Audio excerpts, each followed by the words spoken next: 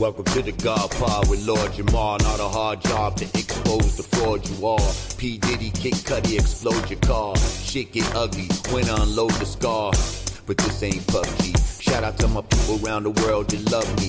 Peace to Artie Stacks, Digger, and Godfrey. My people in the chat, all my niggas that got me. Rest in peace, fact checker rage. Got memories that never fade. You are still missed to this day. Sever with my blade what gets in my way. Never be a tether, this is FBA. I got games for whoever wanna play. Spit flames for forever and a day. Shit changed and you better get away. You know my name, motherfucker, is Lord J.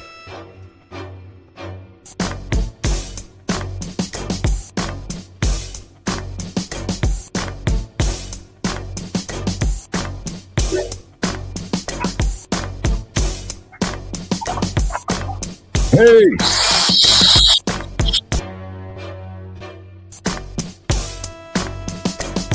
Medina. Turkish death threat. Oxtail Cook, what up?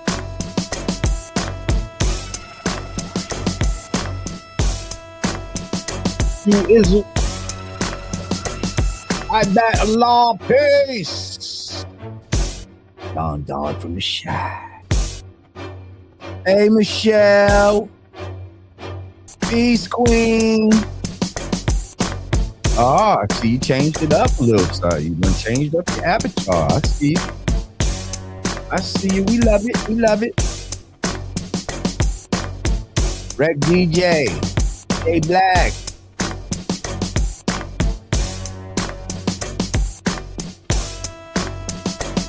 Mic Check Global.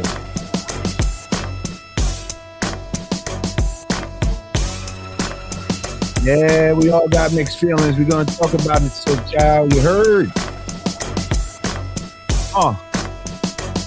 Let's get it.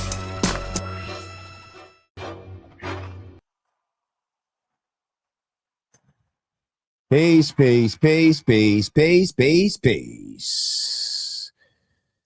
Welcome back to the God Pod with Lord Jamar. I am he is I, and I am him. Trapper Dawn, what's goody? I see you. He said, Don said, I just start freestyling every time I hear that beat. Yeah. An intro. Fire. Never be a tether. This is FBA. That's right. Hey, I appreciate y'all all day, every day. Today is Thursday, April 9th, making today's man born. Just born. Born is to be complete. Born is to bring into existence. Okay? Born is the last stage before moving on to a new cipher. Let your knowledge be born. Peace. Buffalo in the motherfucking house. Rough Buff. I see you.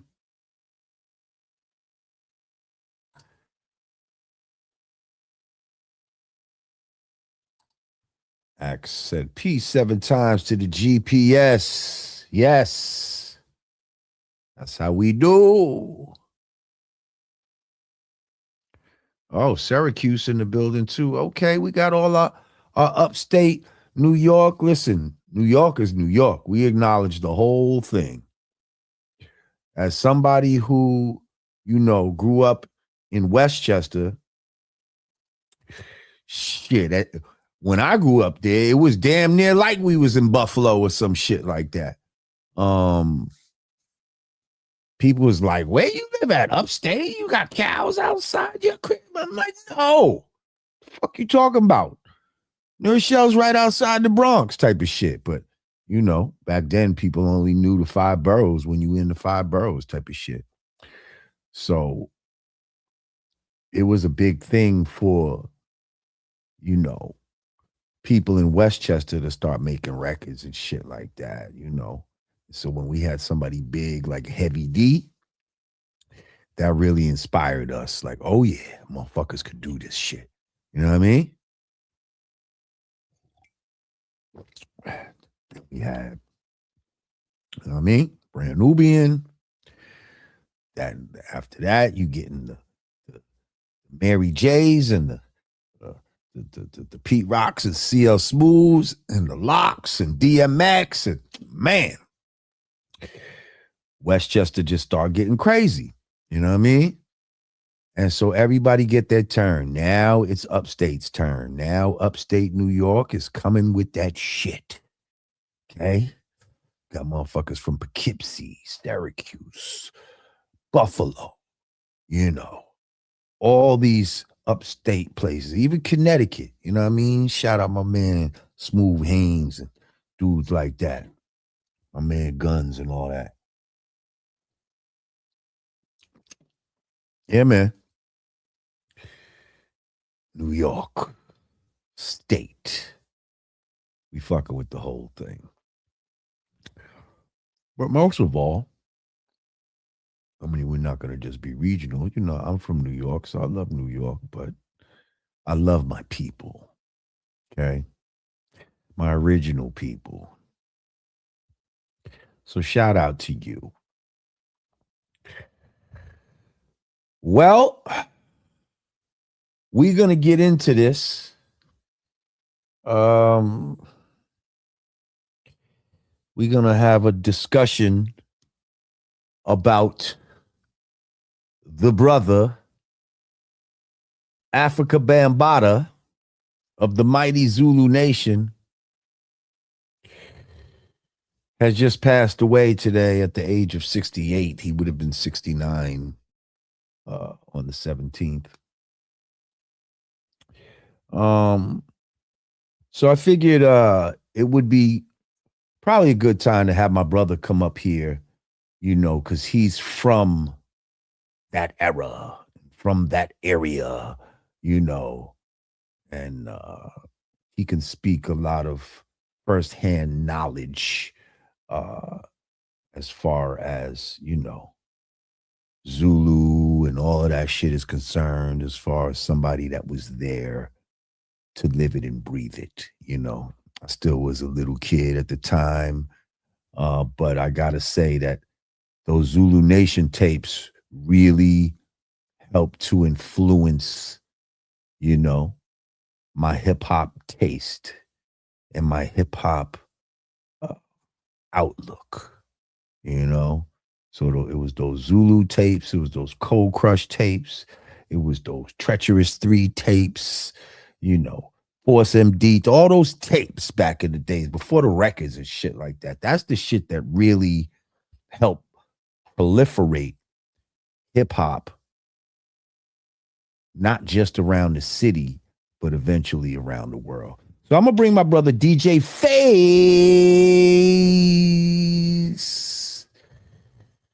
See, if we was on the phone, I would say something. You know what I mean? I would say something smart, but I'm gonna just chill right now. You know what I mean? I'm not gonna call him a fucking leather face. I'm not gonna do nothing like that. That's just my man right here. All right. So, yo, ladies and gentlemen, let's welcome DJ Faze to the God Pod right about now. Peace. What's going on with you, man? Yo, rusty beard looking little. You know how we do, you big. What's good with you, man, Lord? You know, it was so crazy though when I called you and we said the same exact thing. Like word for word, we said the same exact. And where was that we said? What did I say? When you told me, because this the brother that actually told me that Bam passed away. We said, wow. Okay.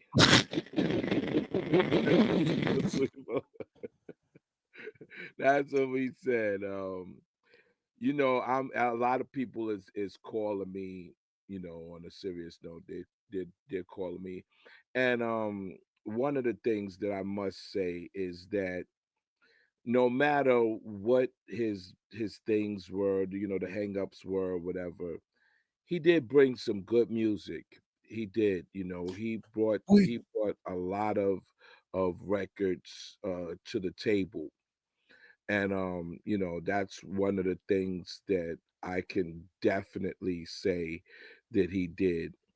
But a lot of I guess misconceptions about what he did was he wasn't the leader of the Black Spades. He Well, I wasn't. don't think anybody ever said that. I Yes, think he's. KRS did. Oh, okay, okay. Yes, KRS said, and that's what Crazy Legs said, that he was the leader of the Black Spades, and so he decided to stop all of the gangs and create the Zulu Nation. Okay, I never heard that per se. Yes, I that's heard he was a member of the Black Spades, maybe even the Baby Spades or something like that. And no. then, his affiliation with the Black Spades is kind of what, when he started doing his own thing, his affiliation with the Spades enabled him to have a little leeway to move around and shit like that. You know what I mean? Am I right or left? Well, when he was a spade, at the time that he was a spade, spades were actually had already changed hands as far as like the top president, or we didn't even really have presidents, but the founders had the Supremes had changed hands. So it was no longer just the monk took changed hands with monk. And at that time, a lot of the spades had already kind of not withered out, but the whole concept of the spades changed. The whole concept of the spades, because when the spades first came out, in 67, I think 67 or 68, when they first came to become spades, it was a total different message. It was a total different, thing with how it was perceived. So at the time when Bam came along, it had already had done past that stage, and it became a different thing. I mean, So well, people say that about the Bloods, and a lot of these gangs transform. They start as one thing and they transform into something else. right. I mean, I would have. Would you agree that his affiliation, regardless of what it was or what it became to be, would you agree that his affiliation with the Spades made him, you know, quote unquote, cool on the street and gave him a little bit of street cred? Yes. Yes, I would Okay. definitely say that. Right. When like I said, when he had, by the time that he was a part of affiliated with the Spades, the Spades were already like a humongous Right. movement. So And you don't want to fuck with them, regardless if they're right, not what they used to be and all that. There's a whole bunch of them, and he's one of them. And if we fuck with him, I'm probably gonna have to fuck with a whole bunch of other niggas that I don't want to have to fuck with. So leave him alone. You know what I mean? Type of shit.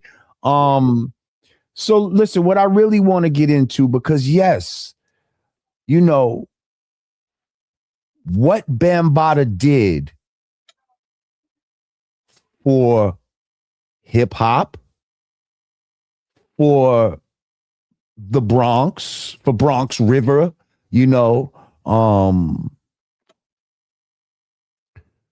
for black people, to at that time to have a name like Afrika Bambaataa, that shit sounded super black. I'm like, where the fuck did he get this name from? You know what I mean? Like, what does that mean? Like, I still don't know what Bambaataa means, to be honest. But that shit sound like super black, super African. And, you know, it was almost like he forced us to get in touch with that side of ourselves through hip hop. He could have named himself anything. He could have been Cool Pimp fucking Lance. You understand? Right. But he chose Afrika Bambaataa and Zulu Nation. You know, it could have been, you know, Bronx Killers. He looked past all of that type of shit. At the time, we was into the whole Pan-Africanism. So, you know what I mean? We ain't know any better. And he was helping to connect us to that. And I'm not going to, even though I know a lot more about that subject now and understand this whole Pan-African shit is something that was given to us. But at the time, it was helpful. It was something that we needed. And I think he was a pioneer in hip hop by trying to steer us in that type of Afrocentric direction. Right. You know what I mean?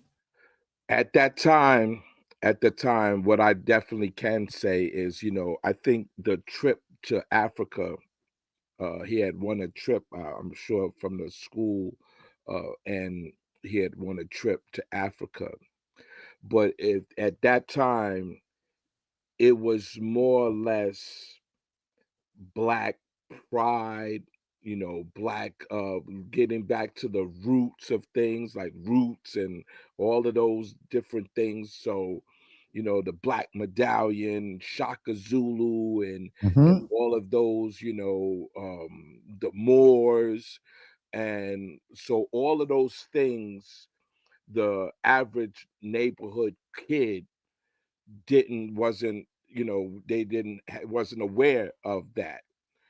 And so that whole tribal, you know, African, you know, Mandingo warrior type of things were now being placed on it. But one thing that I think that people are not making the connection with is the Funkadelics and you know, Parliament, the James Brown era. You know, Bootsy went with the Funkadelics and James Brown, and so that funk era came.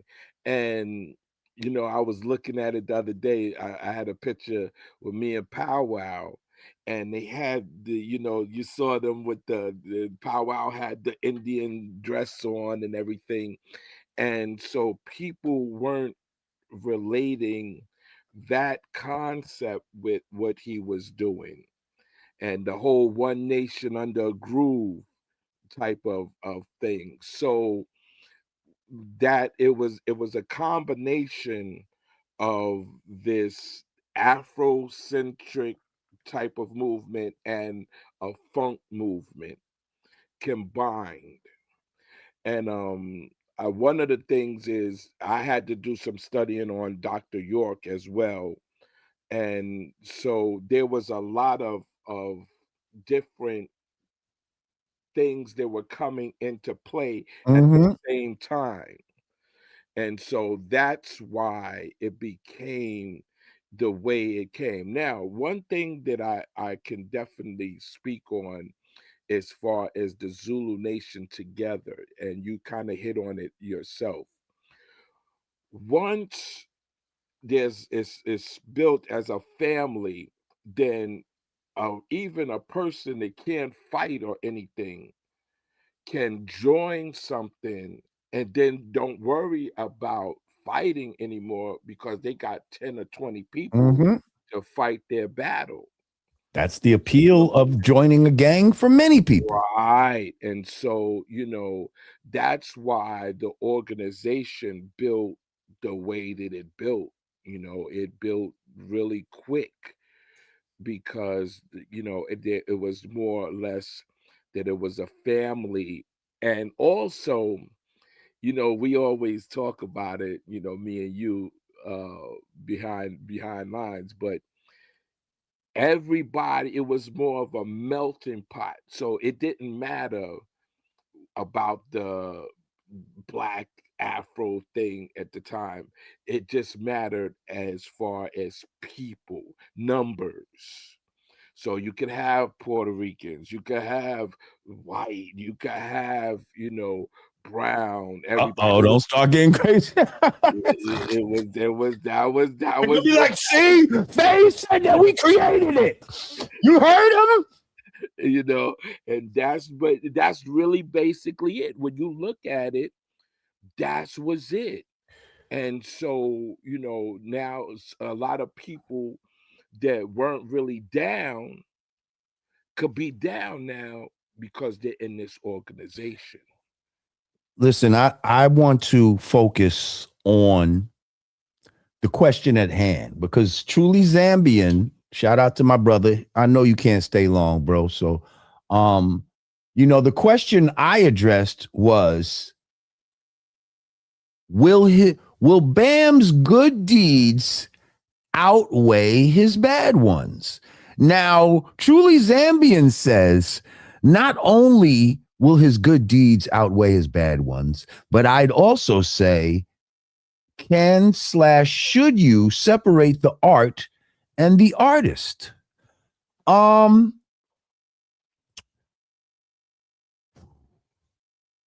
of all, I don't think you can separate the art and the artist.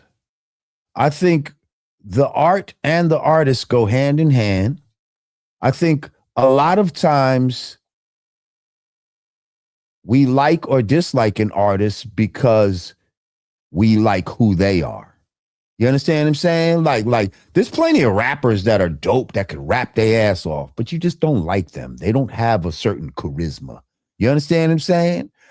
So, but somebody said, oh, but separate the artist from the art. You can't really. Like, you can't. Because the type of motherfucker you are matters. Right? Nobody wants to hear a nigga talking all this gangster shit who ain't no real gangster, right?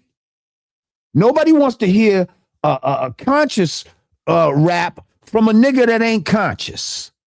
Why? Because the type of person you are matters, right? So it's like when I listen to certain hip hop, right? If I don't respect you as a man, like, I can't really fuck with your shit like that. Like, I'm not gonna ride around. And that's part of why, you know, this whole Eminem shit got into play. And it's not just him. There's black dudes that I don't fuck with. Like, they're corny. Like, I don't fuck with corny shit. So the type of person that you are matters. And if you're the type of person, you know, that would, and we don't want to say nothing crazy, I guess, because they're always flagging these channels. But if you would essay a young, you know, a youngster, if you'd essay a child, you know, knowing damn well that shit is wrong, it's sinful, it's some nasty shit. You have to really, you know, you have to really weigh it out. Like, and I'm not just attacking him or nothing, but I'm just saying that when that question saying, can you separate the art and the artist? I don't think you can. But now here's another caveat I want to say about this. But can I just address that, what you were saying? The reason why I want to address it is because at this moment, I think that because of the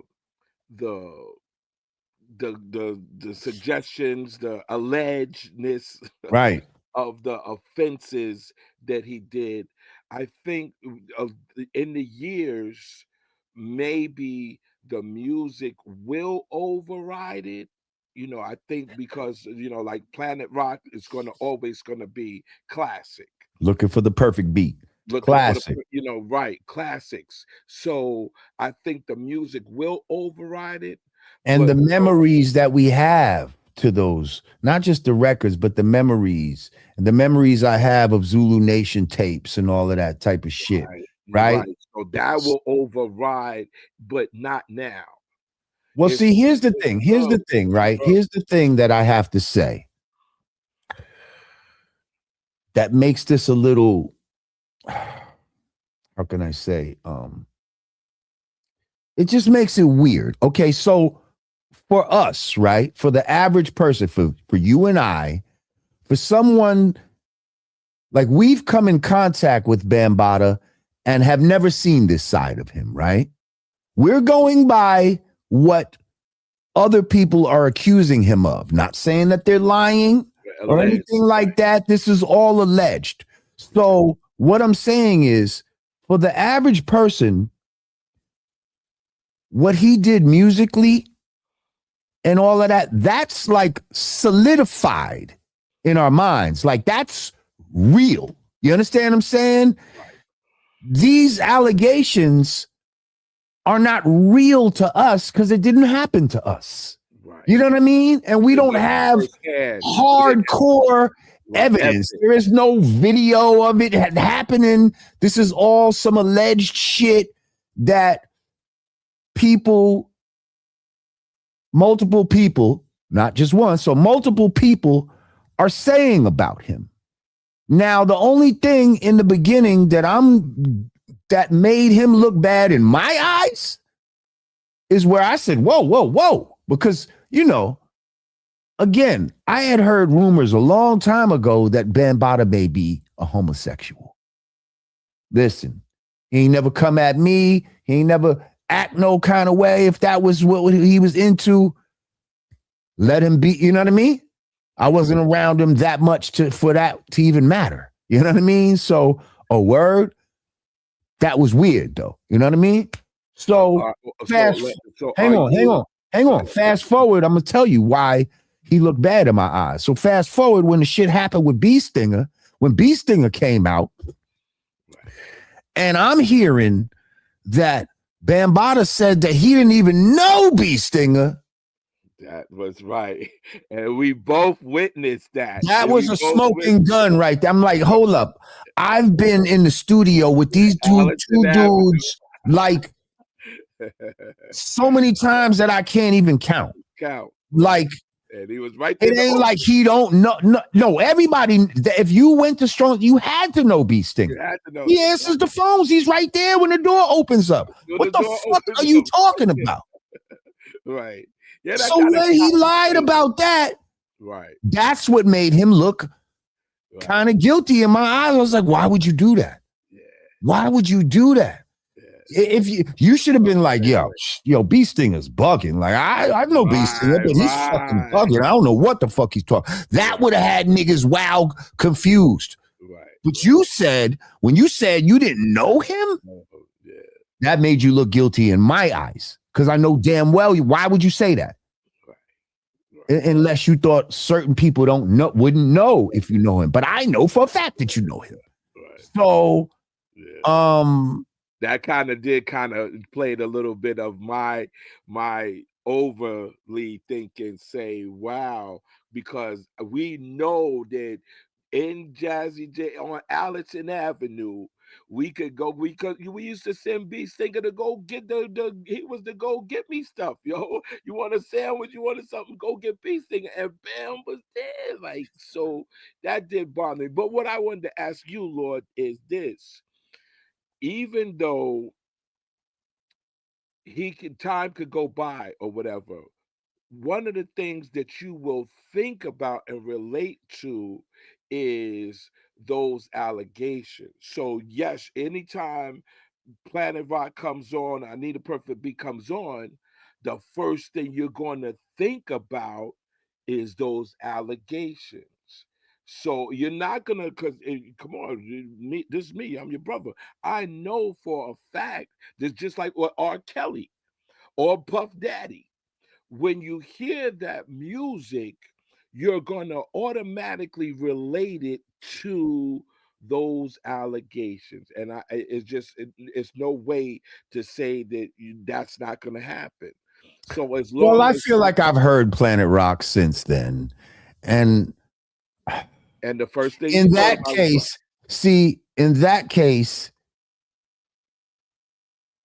so Zambian said, can you separate the artist from the art? See, it's like I could almost separate the song because the song didn't do nothing wrong. You know what I mean? Like the song didn't do nothing wrong. Well, the power of the song though enabled him to do what he ended up being accused of doing. You know, the power that came with the song, but the song itself has so much positive memories to it, and even I'll say it was groundbreaking, just the production of it, the way that it sounded.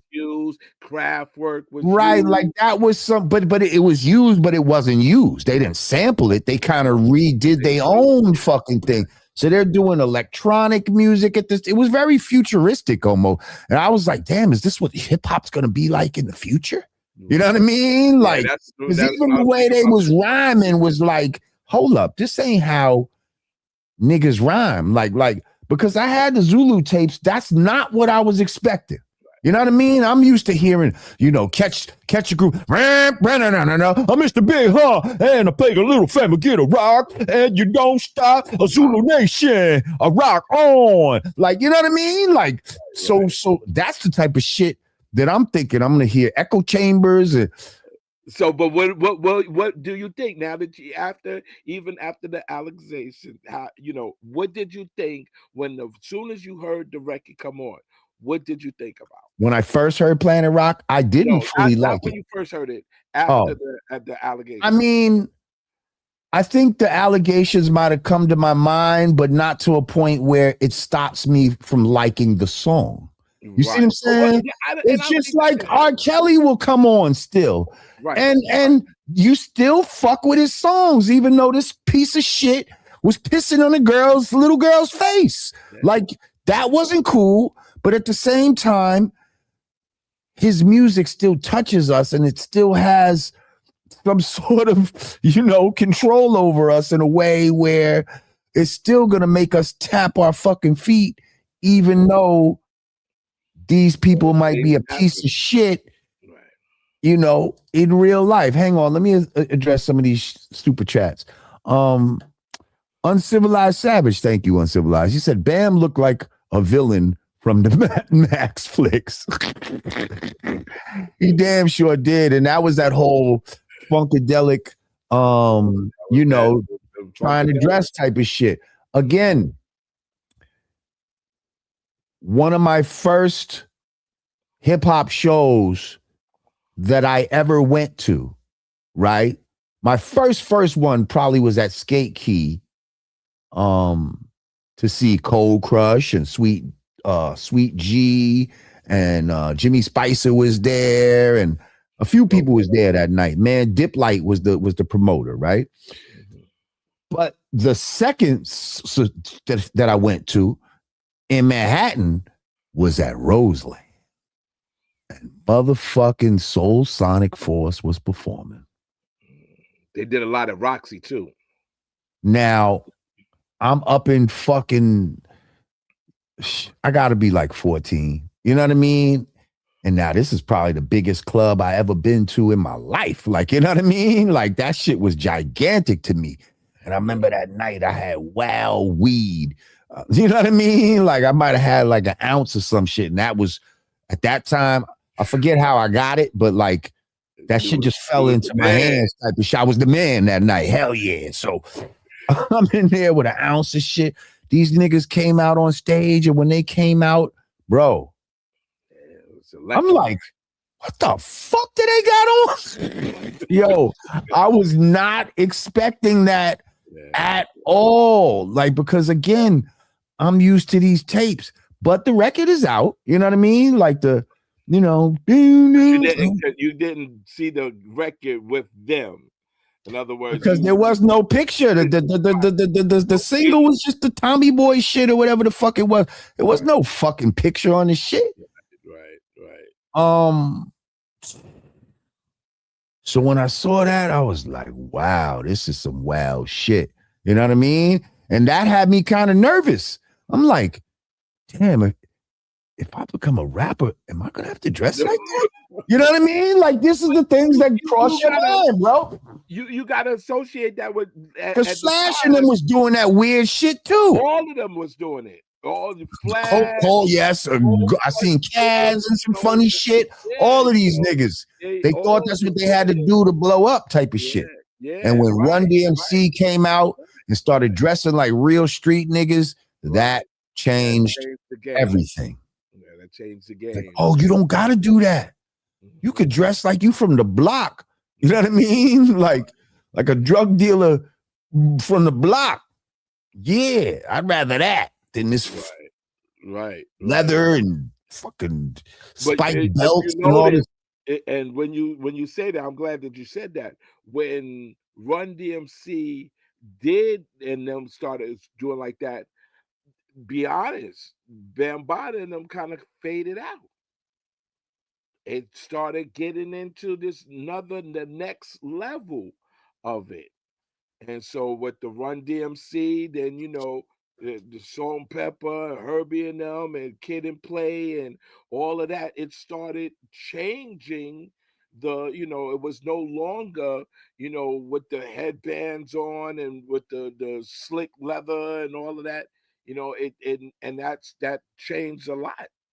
It changed a lot. So I believe, and this is just in my heart, my beliefs, that I believe that, like I said, I believe that we'll listen to the music and we'll always love the music. Like, yes, this is the bomb, this is it. But we'll always have that in the back of our head, like, this, because just like, I put something up, I put a rest in peace on my Facebook, and the comments were crazy. Like, like some people were saying, thank God that he's dead, and all of these things. And so that's gonna go a long way. Like, I could see if he was like a stick-up kid or something, he did some stealing stuff or something like that. But bro, if what he did is true, that's some scumbag shit, bro. A pedophile, bro?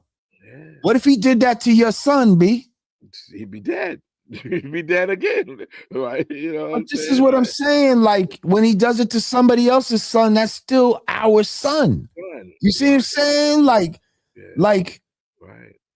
And so that's what's like.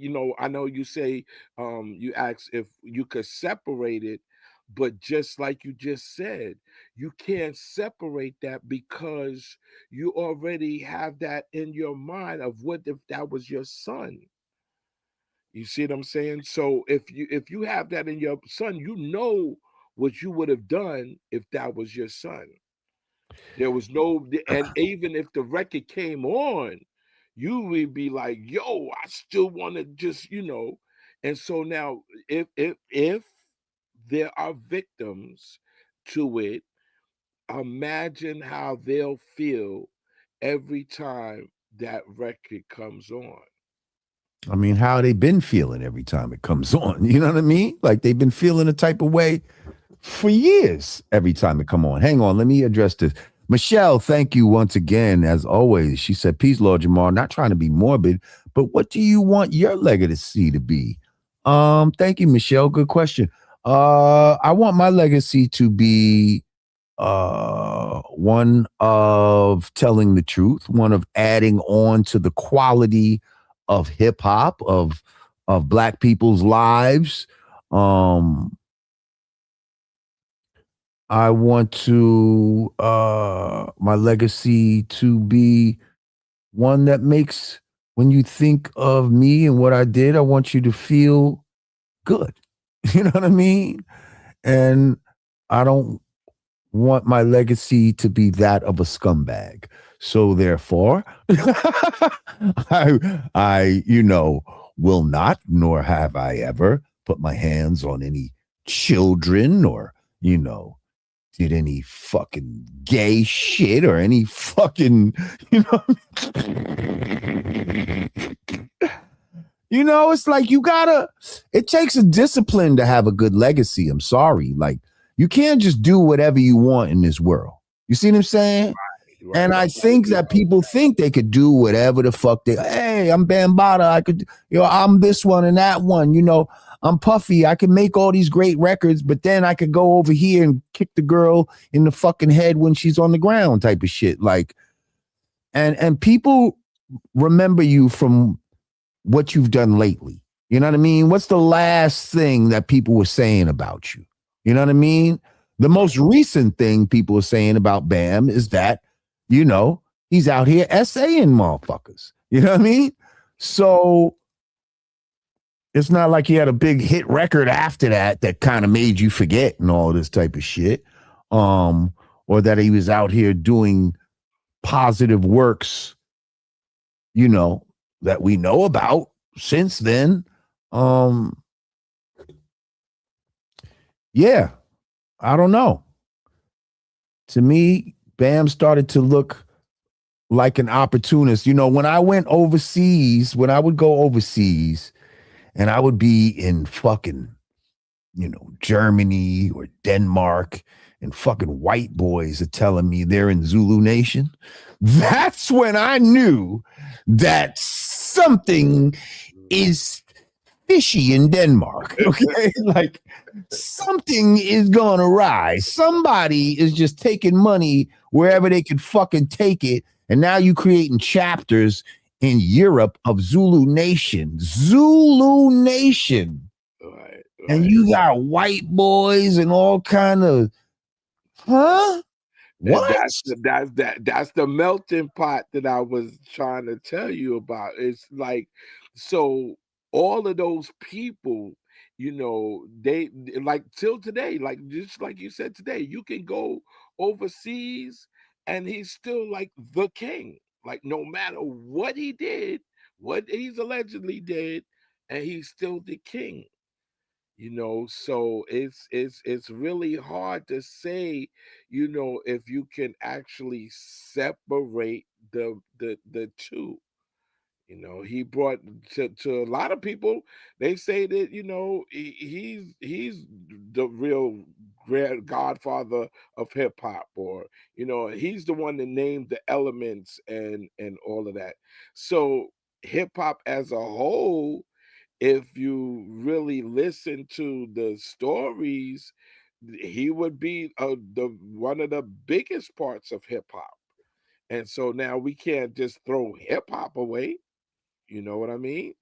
So Somebody just said Green Hygiene created hip hop.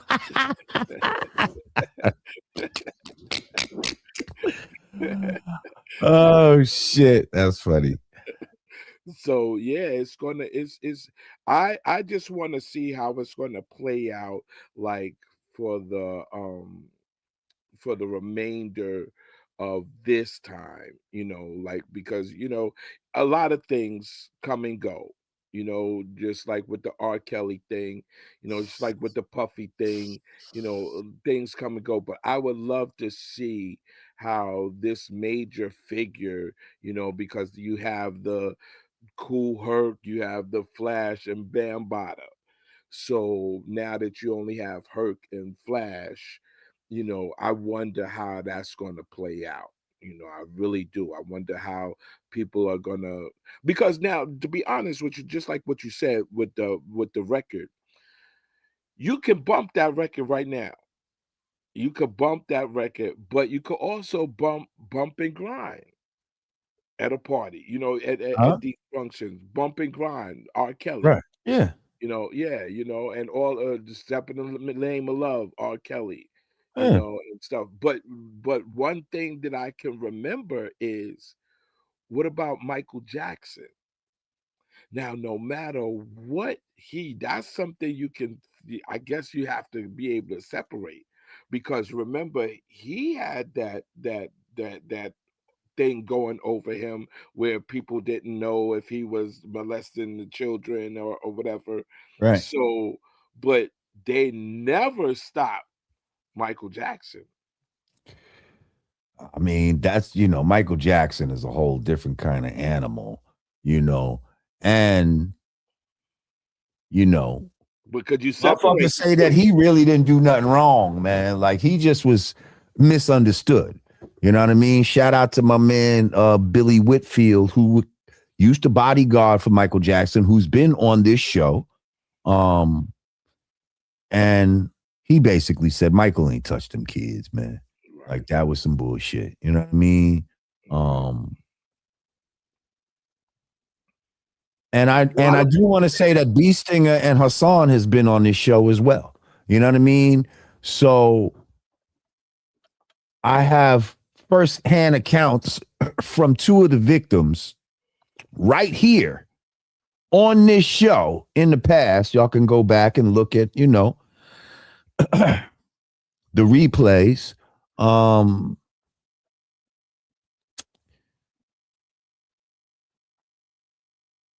But see, I think another thing that makes it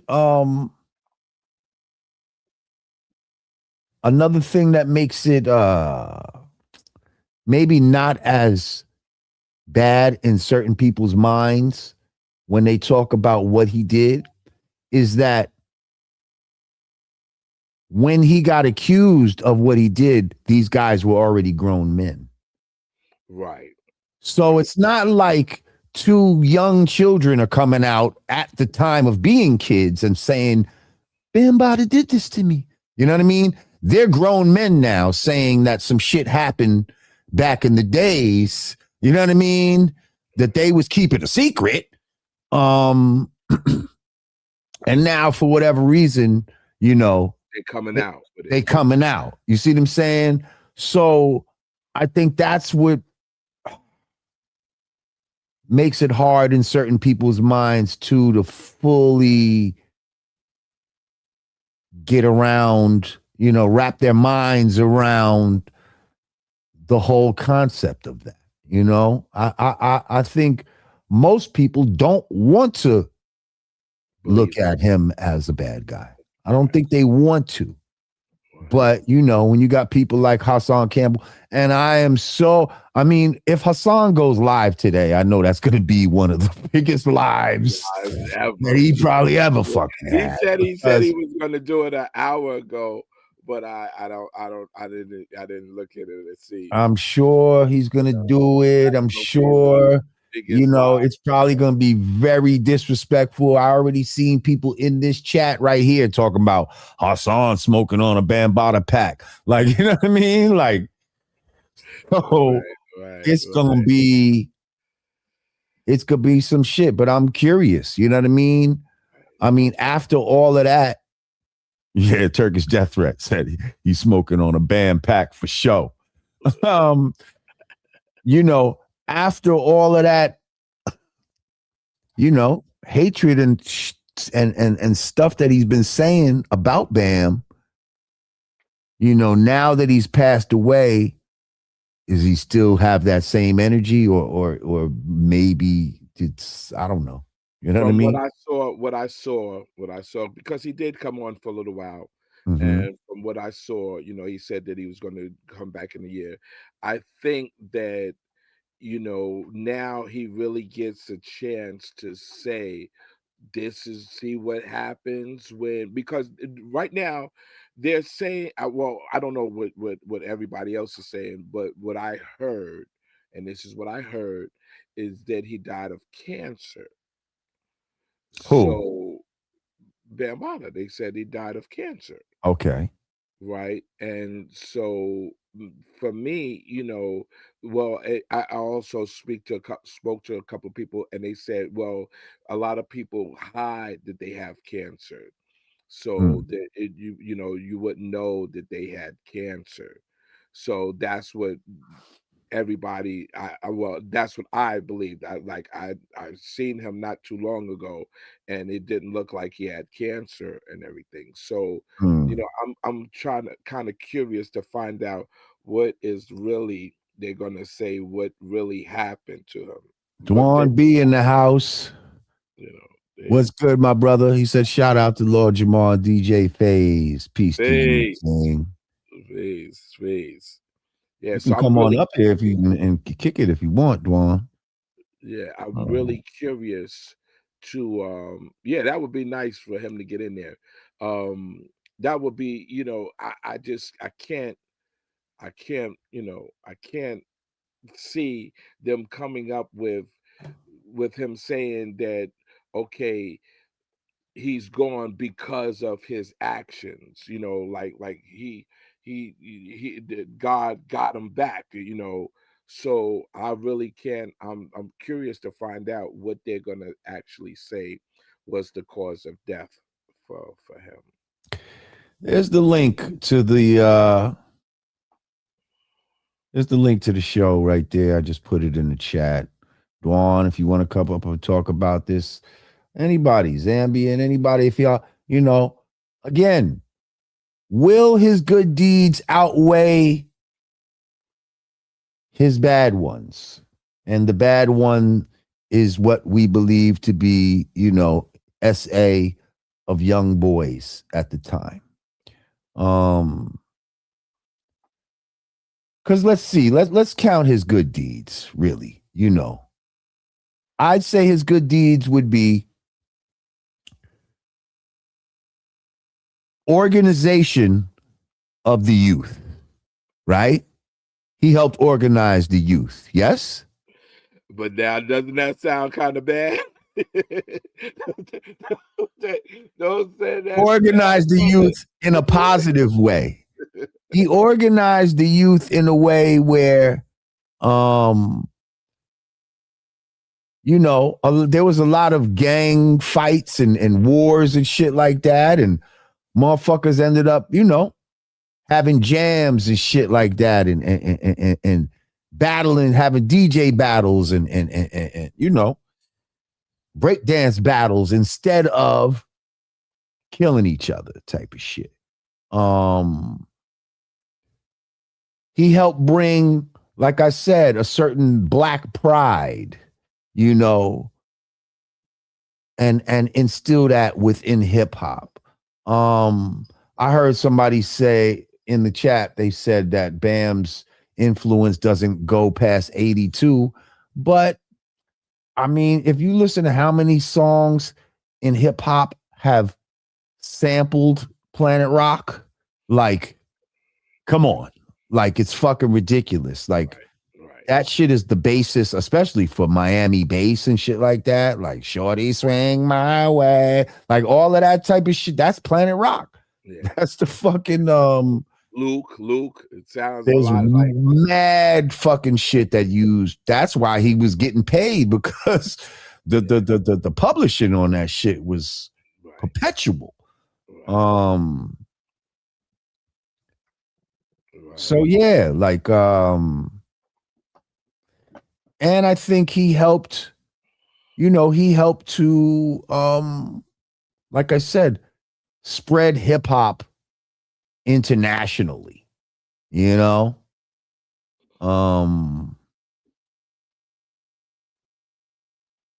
I must say, just like what you said with the international thing, that he did bring a part of the Bronx out of the country. He did. He brought that part of the how can I say, that part of the culture of hip hop out of the country. And so, like when he went to, I guess, Japan, and to when he went to China, that really influenced them a lot. And so now, you have a lot of record collectors, you have a lot of break dancers, you have a lot of that style of dress, but that I really can't even say that style of dress, because it's well, the later years, like when other people got into hip hop and they started wearing the fat shoelaces and stuff like that, so that part of it from the Bronx got over to there. So I must say that's one of the international things that he did bring to the table. So I mean, with me, I'm not gonna say that he was bad or good. I'm not gonna say that. What I'm gonna say is I'm gonna leave it as the music that he brought about was able to span farther than it would have just staying in the Bronx. Put it that way. Dwan B up in the motherfucking house. What's good, my brother? What's up, Mr. The great Lord Jamar and the great DJ Faye? Salute to both of y'all, the Peace, G. forefathers. Good to have you here with us. Rest in peace to Afrika Bambaataa. What's your thoughts on this subject? Will his good deeds outweigh his bad ones? I think it's gonna be complicated because the internet's been so loud. Hassan Campbell's not gonna let up. You know what I Mm, mean? And it's victims out there who aren't, and if they're victimized, rightfully so. They're gonna keep coming at it, and his alleged, I'm gonna use the word alleged, his alleged victims are still in their 40s. So that's a lot of fire mm, that's still there. right. And then when it comes to his hip hop side, he's going to have to deal with pushing the Cool Herc myth. When it Mm, comes up, Planet Rock, all that dope stuff that he did. The music is great, but most people that are into the stories now are more into the story than they are the music. mm, If you look at mhm, the internet, most people you could even look at the recent beefs rate that we've had in hip hop. People mostly come back down to personality before they go to substance of what a person was saying. So he's going to have to deal with that complicated legacy of one being a groundbreaker and a forefather, but two also being someone when we look back and we talk about the whole foundations of hip hop story, being one of the ones who's left a lot of important people out of the story. And mm, so for someone like me, when I hear him talk about it, I think about DJ Faze. You know what I mean? I'm like, hey man, this brother did so much. Where he at? You know what I mean? mm. What's this story of these three people when there's so many more involved? So that's also going to be a part of his legacy that he's going to have to deal with as people go to research the history of hip hop. Do you think it's possible to separate an artist from the art, or are they intrinsically intertwined? It depends on the person. Like yes, most of us, is it possible? Yes, and all of us do it until everyone does it. Everyone watches a movie without thinking about those predators that are back there producing those movies in Hollywood. Mm, Everybody already does it. Most of the time it comes down to, did the media put a heavy of enough light on this person? Like most people separated R. Kelly from his, when he pissed on that girl, he wrote Ignition and all was forgotten. So, people do it all the time. People who don't separate most of the time are very hypocritical.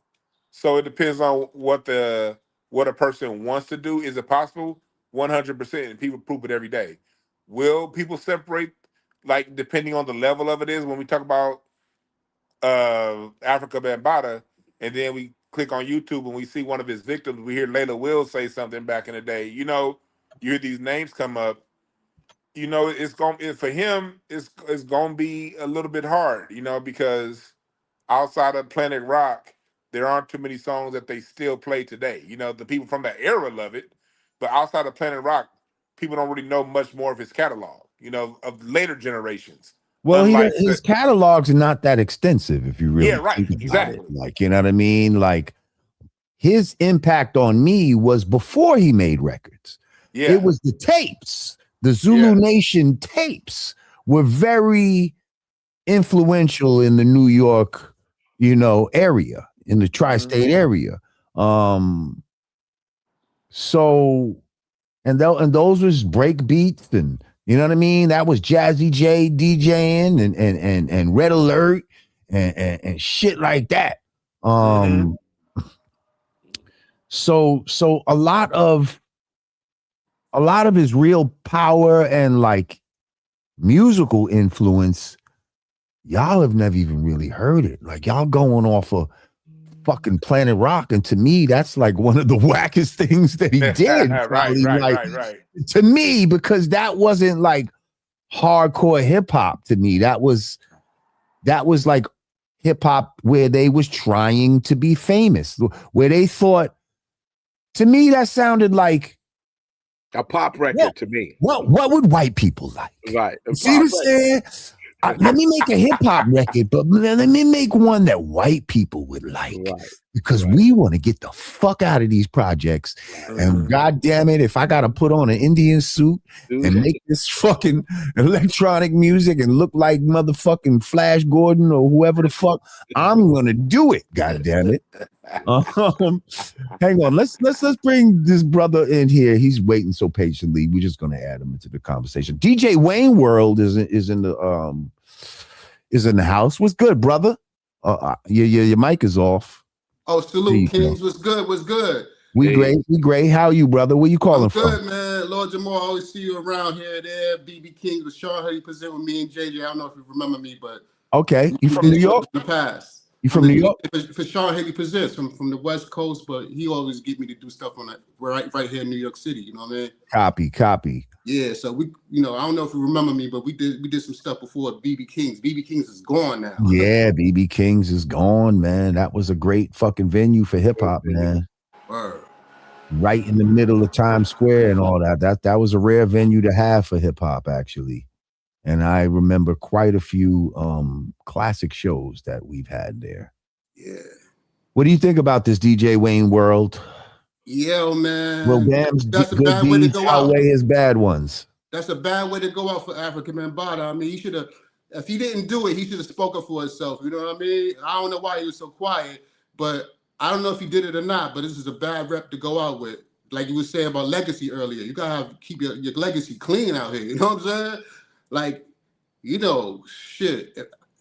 I don't know, man. I feel bad for his victims. I feel it's just messed up. I mean, when anybody die, you know what I mean? It's just messed up, in period. But yo, man, it's a raw deal, man. It's crazy, bro. Like, he paved the way for hip hop, like with WHBR, the Zulu Nation, Jazzy J, and all that other stuff back in the day. I remember, man, that influenced me back in the day. You know what I mean?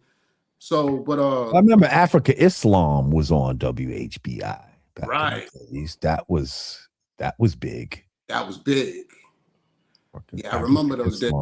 That's what got me started. But damn, man. So it was sad to hear somebody die, but the way he, if he did that to victims, man, that was a bad way to go out. You know what I mean? Like I'm just bugging off of it. You know what I'm saying? Like I don't even know what to say about it, but it's it is what it is. It's an example of how not to be. Assuming everybody, now this is for everybody that's in here, assuming that what he's being accused of is true, right? Assuming that it's true, is that something that you personally can look past and say, nah, but I still fuck with him. I still fuck with Bambaataa. You see what I'm saying? Like, and whoever would like to answer first, go ahead. I think it's like what you said. He didn't like for those who were around in the late 70s, early 80s, y'all really know his impact. For those outside that circle that understood that part, I don't think he made enough music. Because usually it takes a lot of good music to get past all that stuff, you know? Usually the music wash everybody's sins away, you know? And I'm not sure if there's enough music he put out there for those who aren't around to truly understand his impact. I don't think he put enough music out there to wash his sins away for the masses that are into it. But fuck the masses. How would you feel if you knew that what he did, if you knew he did that it was true? Because right now it's like we feel like he probably did it, but again, we weren't there. We're not sure. Yeah. We got to go by what fucking B Stinger and Hassan is telling us. You know what I mean? And they're saying that it definitely happened. Now, for me, Yeah, for me, Yo, I personally separate because most of the industry is trash. If I didn't separate from what I know from, there's a lot of stuff I don't, they go back to the 70s and the 60s. You know what I mean? I do it already, so I would be a hypocrite to say, okay, I'm not going to do it for him. When you know what some of the stuff, what some of these Motown cats did, and some of these cats, that we know they did at Columbia Records and Capitol Records. When you know Phil Spector, and you still listen to the, mamas and the papas, then Listen, when you find out that Richard Pryor was doing gay shit yeah, and he was the fucking funniest motherfucker on the earth, and it hurt my heart to know that to find out that he was doing shit like that. right. But does that make Richard Pryor unfunny? No, he still was one of the funniest motherfuckers. I'm just very disappointed in him. Right. Very. Well, I can kind of disappointed. relate to what Dwan B is saying. If he had more of a catalog, then we would have something to weigh it on. But he really didn't have that kind of catalog. But one thing that DJ Wayne World said that he paved the way for hip hop.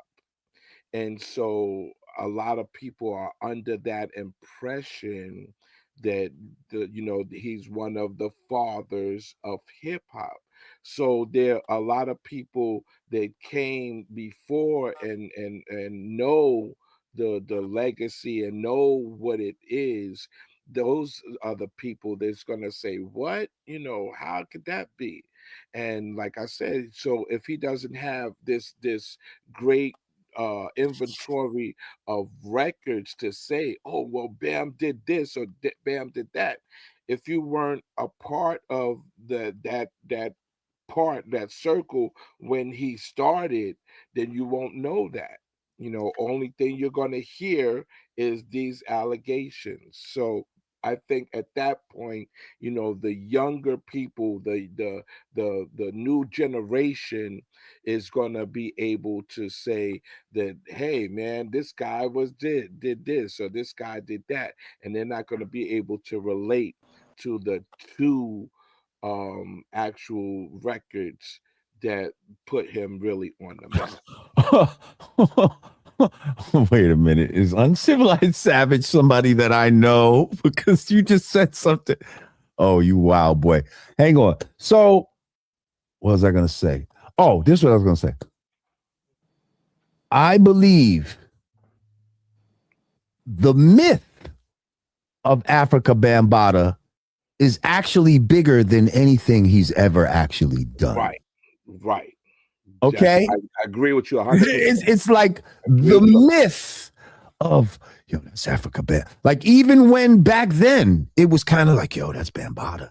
Like, he was a very mysterious type of character. When I first met him, he comes in, he wasn't talking a lot. He'd have shades on inside, and you know what I mean? Those wraparound shades where you can't really see his eyes. That oil that he wore. Yeah, you just coming in smelling like patchouli oil or whatever the fuck. And it's just like, he was a very, it was like the myth of Bambaataa. And I think his myth is bigger than his actual accomplishments. It's like the way people would talk about him. Oh, that's Bambaataa. Like, Afrika Bambaataa, the Zulu Nation. It was like, and you got to understand, see, if you lived in New York at that time, like, Zulu was fucking big. Like, that shit was big. Like, you know what I mean? Like, it was a lot of, because it was easier to get into Zulu than it was to be like a 5%er. You know what I mean? Like, or any other place, like spades and all. Right. Motherfuckers was getting beads. And it was like, how you get them beads? Nigga? Right. Yeah, you them beads, nigga. You know what I mean? We wasn't just giving out lessons like that, but them people was giving out them damn beads. You know what I mean? And it was a thing because he was trying to take little things, like you said. He'd take things from Dr. York. He tried to take things from the gods and shit like that, have little alphabets and little shit like that. And so now we had a problem with that as 5%ers. So we would have beef with some of these Zulu Nation dudes. Like, yo, what the fuck? But with your fake lessons type of shit. Like, don't be, you know what I mean? You just said it, Lord. He would take piece of things that were appealing to people. You see what I'm saying? So if you take anything that's appealing to people, then that's when the notification is going to come. That's when people come. And so he one thing about him was just like this young man said. He said he paved the way for hip hop, because that article in the magazine that put him, Flash, and Herc as one, so that they know that's what they know. Now the younger generation might not even got a chance to see that, but what they did see and hear is that the allegations that he did. So that's why I said at this point, I don't know if he'll be able to come back, because I don't think that people will ever look at him in the light of what, because like we all said, us the older people know Planet Rock, we know Play It Your Own, we know all of those things, we know that it came from Kraftwerk, we know that digital thing, but the next generation and the next generation don't know that. So and to keep it real though, like Bam didn't make that fucking beat. Like they had a producer come in, some white man made that fucking beat. Like, you know what I mean? Like some white man made that beat. Blondell Avenue, Blondell.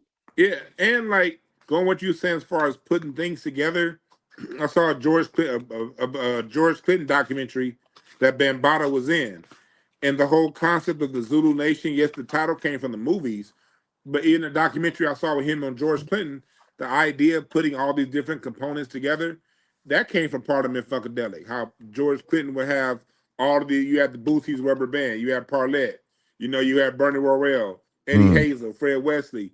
It was then later on Roger Troutman, right before CBS took him from George Clinton, and he said that whole concept came from how George Clinton had these separate entities that were dynamite on their own coming together. And they even dressed like Funkadelic with the African shit. That was some Funkadelic stuff. I said that's what I said when I first got on here. I said people don't relate that to the Funkadelic Parliament George Clinton thing. And so when they were wearing that stuff, they were basically trying to emulate George Clinton and Parliament and Funkadelic. So just that, for us, for the older people at that time, Funkadelic and Parliament was, even though we knew about them basically in the Bronx was they smoked hella weed and they had funky music. And that was it. Once you hear, I remember I went to the Parliament concert, and they brought this gigantic joint on the stage. And so when that was like the key thing for us to like, and they blew the smoke in the audience and stuff. So when Bam did come out with that, all of us that already are digging this funk, I can relate to him. We could relate to say that, hey man, he is funky, he is this. And then one thing that I didn't like though is when he did the record with James Brown. I ain't gonna lie, I was that shit was trash. I was mad. I was trash. mad. I was unity, love, and having fun.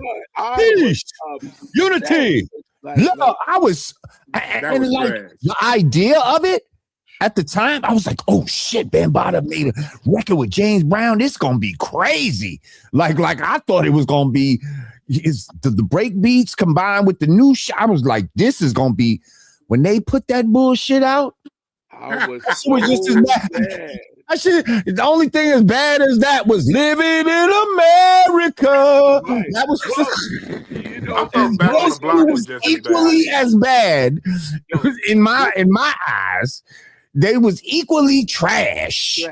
And so you see, people don't even realize it, but James Brown made a disco album.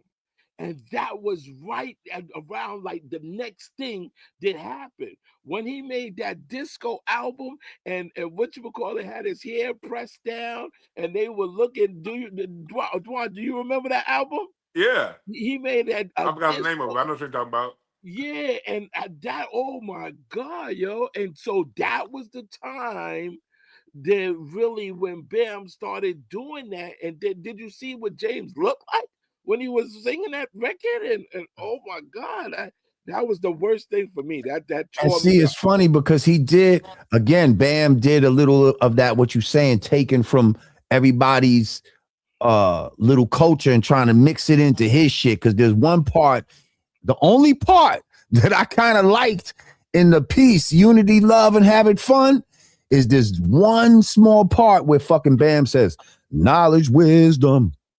You know what I mean? And then he says, oh, that understanding. I didn't like that part. But when he said, way he said knowledge, wisdom, that shit was like something you could sample type of shit. That shit sounded hard. Like, and again, he's saying knowledge, wisdom, understanding. That's from the gods. Like, he got that from the gods, man.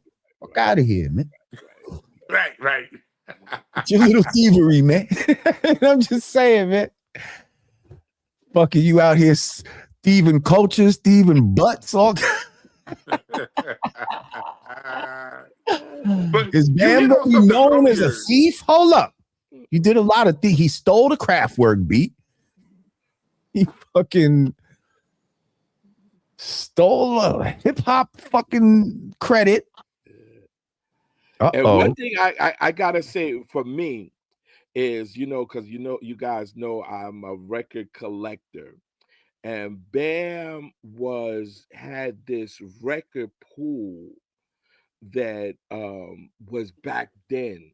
Record pools started coming, but everybody knows in a record pool, you're not gonna find like treasurable beats. You're not really. You just, you might come across one or two of the newer stuff, but record things back then were records that are gonna come out. So it wasn't records that was out 5-10 years earlier. It was records, promotional records that was going to come out. So that's basically how Trans Europe Express came, and the Kraftwerk stuff and everything. So he had because he was with this pool, he had humongous records. And just because America wasn't playing the stuff, overseas were playing the stuff that we played way earlier. So they redid it, and that's would have been new to them, to us, that they're playing our old stuff. And so he had a lot of those crazy records. Like I'll never forget Einstein and Richard, when he did that record. That was a record, that was a new record, but it was, that's them coming back and doing our stuff. So he had a lot of records, man. I remember, going over there and seeing trunks and trunks full of records from these record pools and stuff and everything. And then once he started, collecting and everything, that's what he became known for. So when you say that, when you say the music part of it, he did have a lot to do with the break beats or the records, because when you can't just say break beats, there was a lot of records. Yeah, he was known for his record collection. I'll definitely give him that. He was known for his record collection, but at the same time, I was like, what kind of power does this guy have? Because I was like, he's not even the one on the turntables. I'm like, everybody's screaming his name out, but it's Jazzy J that's DJing. It's fucking Red Alert. It's like, this nigga can't even DJ like that. Like, I was like, what? I said, he must be a powerful motherfucker, man. And he used Jazzy, like he used Stereo's equipment for his first jam. People don't know That's that. crazy. Hang on, let me go through some of these super chats real quick. So Uncivilized Savage, thank you. He said Planet Rock had no influence on hip hop after 82. Like I said, I disagree with that. It is the Planet Rock beat is the foundation to so many other songs. Miami sound in hip hop, especially that Miami sound, that there's no way that you can say that. But thank you, Uncivilized Savage. I appreciate you.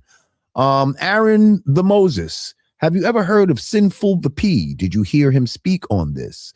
No, I've never heard of him, and I have not heard him speak on this. Did he say something interesting? Does anybody here know who Sinful the P is? No. Okay. Well, and thank you. You also gotta say, Planet Rock before Miami bass, the LA techno hip hop scene of the early '80s. You know, pre the Wrecking Crew. JJ Fad. You know, a lot of that stuff. Yes. Yeah, it was here, and then those guys took it to Miami. But a lot of your early, pre Above the Law, your pre Above the Law LA hip hop was more techno based. But you know, so it was in that same, and it was Above the Law. Then later on, Dre and Battle Cat that brought in the funk, but it was more that sound before that. Shout out my man Cole 187. That's my dude. Uncivilized Savage again. Thank you. He said, "Is Bam in the Epstein files?" You know, I haven't immersed myself in those files, so I wouldn't know. But it sure sounds like he would have been at home on the island. If what he's being accused of is true. Rumham 26, thank you. He said, with Bam, it's a case on whether you can separate art from the artist. Kind of like Hulk Hogan. In real life, he was a racist piece of shit, but you can't deny his impact as a pro wrestler and 80s icon. I mean, that is true. That is fucking true. Yeah. It's a good Listen, point. Good fucking point. Michelle Williams, thank you again, love. She said, thanks for a great show. Blessings to you, brothers. No, blessings to you, Michelle. Blessings to you. Always appreciate you, Queen. I feel like as a society,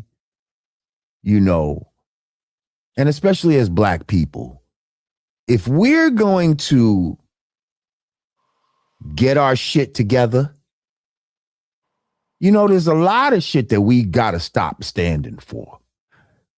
And it's not just the Bambaattas. It's just we glorify murderers and fucking, all kinds of immoral fucking, just not good people, right? So we got to fucking stop that shit all around. If motherfuckers start crossing certain lines and you helping to bring us down as a whole, man, I don't give a fuck, if you made me tap my foot one time and we got to get you out of here. Like you got to be disfellowshipped. You understand what I'm saying? You got to be you got to be put on pause, man. Like, nah, I'm sorry, but you crossed a certain line that now we can't fuck with you. Mm-hmm. But I think our problem is that we do look past a lot of shit. We look past a lot of fucking shit, and mm-hmm. and little things turn to big things. You see what I'm saying? Mm-hmm. When is something heinous enough that it's just like, no, like when is enough enough? I'm just curious. Like, what is somebody to have to do in the Black community for us to be like, now that was too far. Like, I can't fuck with him, though. You see what I'm saying? Like, I would say there's progress, because when you go back to Hip Hop 50, I think a major reason why you didn't see Bambaataa there because it's more than enough people saying, not him. You know, remember he wasn't around for Hip Hop 50. That whole celebration, you would think, with him being a part of that hip hop museum and everything, you would think he's someone that would have been up there on those stages and being celebrated. I think that it was enough in the mass consciousness of what he's been accused of is where it's too much smoke coming from here. You know what I mean? And he wasn't celebrated the way a lot of people thought he should be.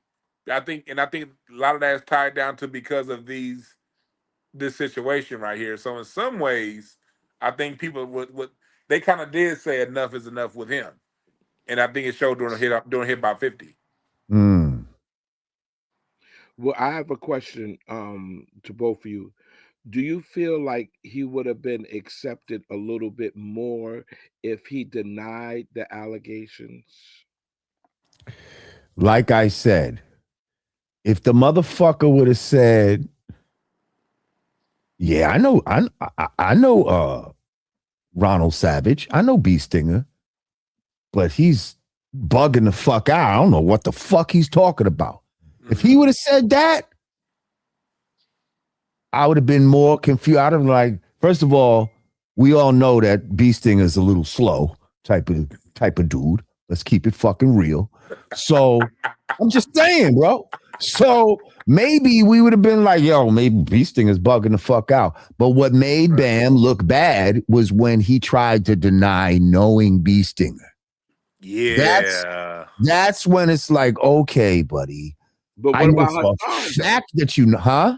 What about Hassan though? Hassan Campbell. First of all, I don't know Hassan personally like that. You see what I'm saying? Like, I've never met Hassan in person. I didn't meet Hassan back in the day. I never saw Hassan and Bambaataa in the same place. I've seen B Stinger and Bambaataa in the same place. Got you. Multiple times. You understand what I'm saying? So for this guy to say he didn't even know B Stinger, that's what made it bad. That's where he fucked up, in my eyes. Again, if he would have said, yeah, I know B Stinger, I don't know why he's saying this, but of course I know him. But when he denied it, know him. What you call it said, Bam denied B Stinger like Peter denied Jesus. I will deny you 3 times tonight before the night is done. I do not know B Stinger. I do not know B Stinger. I do not know B Stinger. Oh my goodness gracious. So that's what made it look bad.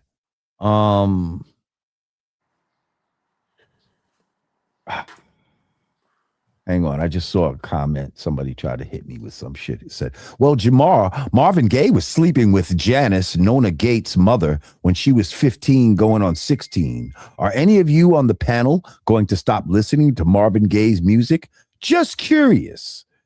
Well, first of all, we'd have to take what you're saying on face value. Because right. This is my first time hearing this shit. I don't even know you. At least I knew B Stinger. You understand what I'm saying? And you knew Bam. Right. Listen, I've heard things about Marvin Gaye. You know, you said he slept with somebody's mother. I mean, Nona. Listen, there was a lot of shit going on back in the days. And I guess if we put a microscope on, you know, a bunch of artists, we could find out a whole bunch of shit that would make us say, oh, that motherfucker was foul. Like, you know what I mean? But I don't think we have the time to do that. And right now we're talking about Bambaataa. You know what I mean? Like, people love to like move the goalpost. Well, what about Marvin Gaye? We're not talking about Marvin Gaye. We're talking about Bambaataa right now. There are no boys that came out with Marvin Gaye talking this stuff on the internet these days, you know. But I think what he was more saying was, would we stop listening to the music? So for me, I'm not gonna stop listening to Planet Rock. I didn't say I was gonna stop listening to Planet Rock. I think, yeah, that's what I'm saying. I'm saying for me, he, because I think that's what the question that this guy was basically asking was, would anybody on the panel stop listening to Marvin Gaye? No, I would never stop listening to Marvin Gaye. He made good music. Planet Rock, even though when it first came out, we were like, this is not Right. hip It grew hop. on me. It grew on me. It grew on me. So yes, I would listen to it. Even looking for the perfect beat. And by that time, we were kind of getting used to that type of craft worky digital tronic sound. So. Listen, I'll tell you that Planet Rock influenced one of the is it one of the greatest it's a great hip-hop song. Fucking Run DMC is like that, and that's the way it is. Yeah, that beat was a straight up fucking trying to tap into that down. That was their version of Planet Rock, but they made it more like hip-hop. You know what I mean? The way the drums and all of that was, but the way that bow, that's the same fucking shit as Planet Rock. Dude, the same shit. I was talking about even the way they was rhyming was kind of Planet Rockish. Money's pouring at a record high. People coming. That's not regular rap. That's why when he came with Sucker MCs, it was like, oh shit. They're not doing that Planet Rock type of shit on this. This is even harder. This, you know what I mean? But that it's like that was harder than Planet Rock. Also, you have to realize about the digital sound coming in, the electronic sound at the time coming in, because, before that, just like say Sugar Hill Gang and everything, that was playing band. That was a band. And before that, we only knew sampling. We knew how to cut records and sample it. So when that electric sound, that that techno type of sound started coming in, it was new to us. And so anything new in the beginning is gonna be catchy because it's new. And I think that's what it did. It was a new sound. Yeah, and it is a new sound. And I think overall, like going back to something you said a little earlier, Lord Jamar, about him taking from so much around him. I think another thing that's going to come with the Bambaataa conversation, I think you can't remove the character conversation from around him. When you're talking about this Source magazine, I was watching this interview of him from DXT where he talked about how that picture was taken, and now it was all these hip hop gods in the room. And that was like a side picture that was taken, and it ends up becoming the Godfathers of hip hop. I think it's a certain character issue for you to carry that label and try to put your head on other people's shoulders. You know what I mean? You're standing on other people's shoulders and you allow this, even if somebody got it wrong, that's a character flaw. If you allow this lie to continue to keep coming out for 30 years, they keep putting you in hurt when again, FaZe is standing right here. The Grandmaster Flower, all these other people with more than just these two, and you allow that, and then you allow a museum to be put up with all of this being celebrated about these three, and you're putting, and that you didn't create none of it. I think that all this is going to go into the Bambaataa conversation. You know what I mean? It has to. Because really, if we're going to get into the true story of hip hop, you can't get into the true story of hip hop without bringing that up. Right. Yeah, unfortunately, it's like he muddied his own waters, man. Like, you know what I mean? You muddied your own waters now. And if people talk shit about you, oh well, like you brought that on yourself. Like I think people, I'm even gonna say like the way we've even been talking about him right now is kind of exemplary of his legacy, of what he's done. Like a lot of other people, when they pass, we talking are way more respectful. You understand what I'm saying? It's a lot more somber. Like, you know what I mean? we like this motherfucker. Like, you understand what I'm saying? Because it's like, yo, it's like the shit is just foul. Like if you think about it, he's one of hip hop's early corruption stories. To allow the fame and the fortune and just being around white people and being in circles that you're not used to and trying to fit into those circles and doing certain things that you shouldn't be doing. Even like we said, even his first record was like a sellout record, bro. Yeah.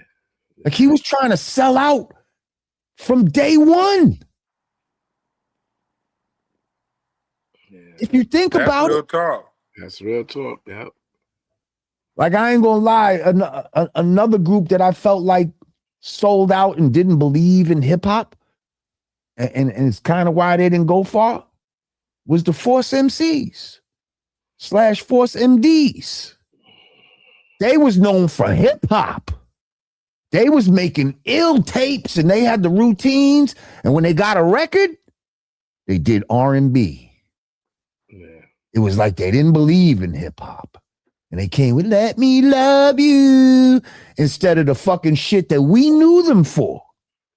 Now they'll tell you that they was also known for singing and somebody, man, I don't care what you was known for. You was more famous for the hip hop shit. You talking about you was known for singing on a Staten Island ferry and somebody at Tommy Boy tapped y'all for singing. I don't give a fuck. You should have been like, yo, we rap too, bro. And I'm telling you, this shit we'll go even farther if we do both type of shit. But I think they thought, like a lot of people, nah, this rap shit ain't gonna fucking last like that. I want to be a big star. Well, I have a do question. the R&B shit. So that's why I feel like Bam did that sellout type of right Planet Rock shit. Fuck this. I don't want to be in these parks forever. I want to fucking, because where he learned all that Planet Rock shit, that sound, when he was going downtown to them white clubs, to them punk rock clubs, you know, the Roxy's when it was white night and shit like that. You understand what I'm saying? Right. But did Will he started mixing that shit in? Did Will Smith do somewhat of the same thing? When he first came out, Union Square, he was coming to places like Union Square. He was Will Smith. Will Smith was going, you know, he would rock to the Roxy. He was doing stuff. He was coming, you know, like the Fever and stuff like that, you know, type of clubs, you know. Yeah, no, I didn't take the I Dream of Jeannie as a sellout type of song. Like when he made that was creative to me. You know, that was what hip hop was. Like, oh shit, you heard that? This nigga took the I Dream of Jeannie theme and made a beat out of it. Like, wow, that's hip hop. Like, you know what I mean? Like, that's true. But when he got the boom, shake, shake, shake the room, I don't know what the fuck. Oh, come on. No, yeah, that's way later. That's when he didn't fucking sold the fuck out. But in the beginning, no, I don't think his first foot forward was a sellout foot. You see? No, that's what I mean. So in the beginning, I think, you know, once he started gaining momentum, I think that's when a lot of them start to sell out, because but some people sell out from the beginning, is what I'm saying. He didn't have any momentum. Bam started, the first record that he made was a sellout record. Okay. You see what I'm saying? Like, the first record he made, if white people would have loved that and he could have just jumped over black people, I think he would have been fine with that. I think it's almost like the difference between mixtape Wayne and album Wayne. Album Wayne was doing that shit for the masses. You know what I mean? Yeah. From the beginning, they really created that southern pop lane. You know, but see, you know, he grew into that. Like when we first heard Wayne was when he was with the Hot Boys and all of that type of shit. And that wasn't no sellout shit. They Oh, no, was, Hot Boys wasn't. you Hot know what I Boys. mean? They was making some dirty Hot Boys is dope as hell. South shit. You know what I mean? Yeah. So what I'm saying is a lot of people take their time at least to get into that sellout mode. But some people try to do it from Giddy Street. They try to do it straight from jump day number one. Like, I want to get out of these projects. Y'all give me some shit that's gonna get me the fuck out of here, please. And that's what the fuck he came with. Yeah. And that's when what you look at it like that, with. you're right. You're 100% right. You know, Yeah. when he came out with that record, it was strictly not for us. It was for everybody else but us. That's why I think Run DMC thought they was gonna blow up with shit like that. Like, I think Run DMC thought that It's Like That and was gonna be way bigger than Suck MCs. Like, Suck MCs was the B-side to It's Like That, and that's the way it is. But I think Suck MCs, huh? No, that was later on. That was Walk This Way came later on. That's some other sellout shit. But what I'm saying is, Sucker MCs, you know, that was them trying to do action, the action beat, and you know, that was some hip hop shit, and I think that blew up more than It's Like That and all of that. You know what I mean? That blew up more, and I think that surprised them. Because I think they thought they was going to be out here with that Planet Rock type of formula. But times was changing. You know what I mean? Times was changing. And that little B-side ended up being the direction that they ended up going in after that. After that, they made more shit that sounded more like Suck MCs than they did songs that sounded like It's Like That. And that's the way it is. I got a question for you, Lord Jamar. I need you to take me to Brand Nubians is out. Y'all hot. Mm-hmm. Y'all doing what y'all do, because y'all came over here on y'all might as well have lived on Crenshaw as much as we played y'all, as much as we played y'all shit out here. Mm-hmm. You know what I mean? You now doing you know, you got Tribe doing their thing. You got New Yorkers now that next generation is coming in. Uh-oh. Where is Afrika Bambaataa during this time? What's his impact? What's you guys' perception of him at this time? When we're first coming out? Like, you guys are hot. It's a new class of hip hop in New York. You know what I mean? You know, this just before, right? Nas is coming out. You know, a little after that, you know, Tribe. It's a new world now. Right. Where is Afrika Bambaataa in 1993? Where is he on the scale for you guys? Is he somebody that you guys are still drawing inspiration from? Not thinking about, moved on from? What? I want to hear your opinion. Bambaataa. Yeah, I don't think people were drawing inspiration from Bambaataa musically or anything like that. By the time I met Bambaataa, you know, it was cool to meet him and all of that type of shit because we was working in Jazzy J's studio. So he would be up there. Yo, Bambaataa's coming through. You know, it was one of those type of things. Bambaataa. You know, but it was like, it wasn't like he come in there and make a record and amaze everybody. He would just come through and, you know what I mean, chill and then leave type of shit. Like, and I'm gonna be honest, I remember at that time a lot of the older school artists that we met, you know, a lot of them would kind of be a little bitter. You know what I mean? Like, they almost had a problem with the new school, you know, with the newer artists that was coming out, because, you know, they felt like it should have been them or some type of shit. And I just remember having conversations, especially me and X. You know, I remember X saying, "Oh, a lot of these old school guys, they're very bitter," you know. And I don't know if Bam was bitter, but when I met, you know, he just was very to himself, kind of like he wasn't. I don't remember having any kind of long conversations with Bam. They were very quick. You know, peace, brother, shit like that. Like, you know what I mean? Okay. And by the time we're doing what we're doing, he's of no consequence whatsoever. Because we're not even going to Jazzy J's studio anymore. Like, you know what I mean? We're up in, you know, we're in Manhattan studios now. We're not, you know what I mean?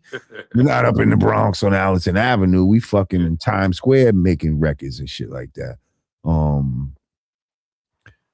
So yeah, by that time, shit, I think we shouted out Zulu Nation on the record. Yeah. Yeah. What was it? To the right? I think X said Zulu or some shit. I think that was us trying to like just acknowledge that when we was up at Jazzy J's and all of that. I mean, they took us in because of Pooh Bah, really, but you know, I think we just tried to acknowledge, acknowledge to the ones that came before us, and we shouted out Zulu type of shit or whatever the case may be, because we used to be around them dudes, but they didn't have any influence on us whatsoever. Like we was the influence by that time. You know what I mean? Like, yeah, we was the That's what I was influence. thinking. Yeah. The sound But that he completely influenced changed. my childhood. When I was young, first getting into this hip hop shit, my first tapes were like Zulu tapes. You know what I mean? So that's where he holds something in my heart. You know what I mean? Yeah. For that early, because all those break beats, because when hip hop first started, it wasn't even about rapping per se. It was about those beats, man. Yeah. It was about just hearing break beats and shit. And niggas could just talk a little shit over them. But niggas wasn't full on like rapping until like, niggas like Kaz and, you know what I mean? Started doing shit like that. But niggas was just get a rock and you don't stop and you don't, you know what I mean? Like just. It's funny you say that because like this past Sunday I just interviewed Battle Cat and I was getting his origin story on how he became a DJ, and it was in late 70s about the beats, kind of the same thing. It's about the The records. beat was the star. Yeah. I used to walk around with my box. I was a little kid with a big ass box, bro. I'm surprised no one ever took my shit, to be honest. Like, but I think I think a reason why, because the type of music that I would walk around with, nigga, you didn't want to spoil that. You want to fucking hear that shit. Like, where's this little nigga get this tape from? You know what I mean? I'm coming through, rocket in the pocket, fucking, you know what I mean? The big beat, all of this, tramp. I'm walking around with my big ass fucking box, getting batteries and all that. I was that guy, bro. But I'm young doing this, 13, 14 type of shit. Walking miles with a big ass box, bro. I know what you mean. I remember being 5 in LA, putting that on my Christmas list, one of the boxes, all the old kids. I just remember Rodney O and Joe Cooley, cats walking around with Jerry curls and these big ass boxes, playing Rodney O and Joe Cooley, and that was, you're right, 80 in the 8, that really is what it was. It's just jogging up these memories right now. You know what I mean? I'm a little younger than y'all, but my youngest memories when the older, it was the boom boxes and the beats. I had this Iowa. I don't even know if that brand exists. AIWA or some shit. Iowa is what it was the brand. Some Japanese shit or whatever. I think it was German. Was Iowa was German? Yeah. Really? And Akai. Akai is that's Japanese. No, I think they're Japanese. I think those was Japanese. Look it up. Maybe. I don't know. I'm pretty sure they're Japanese. I had JVC. I had Panasonic. I had Sanyo. Marantz, remember Marantz? Yeah. Even Zenith had a box. Zenith. Oh my goodness. Yes. Zenith had a box, But I'm glad that you said that, brought up about the beats, because one of the things that I was saying on my podcast is that, people don't get the beginning creation of hip hop. A lot of people come in after it already has been created. But one of the 3 things that are the main things of what is called hip hop now is the breaks, someone talking junk on the microphone, and someone dancing to those 2 things. You see, and so like what you were saying, you rocking the box with the brakes on it. People never heard, some of the people that never heard those,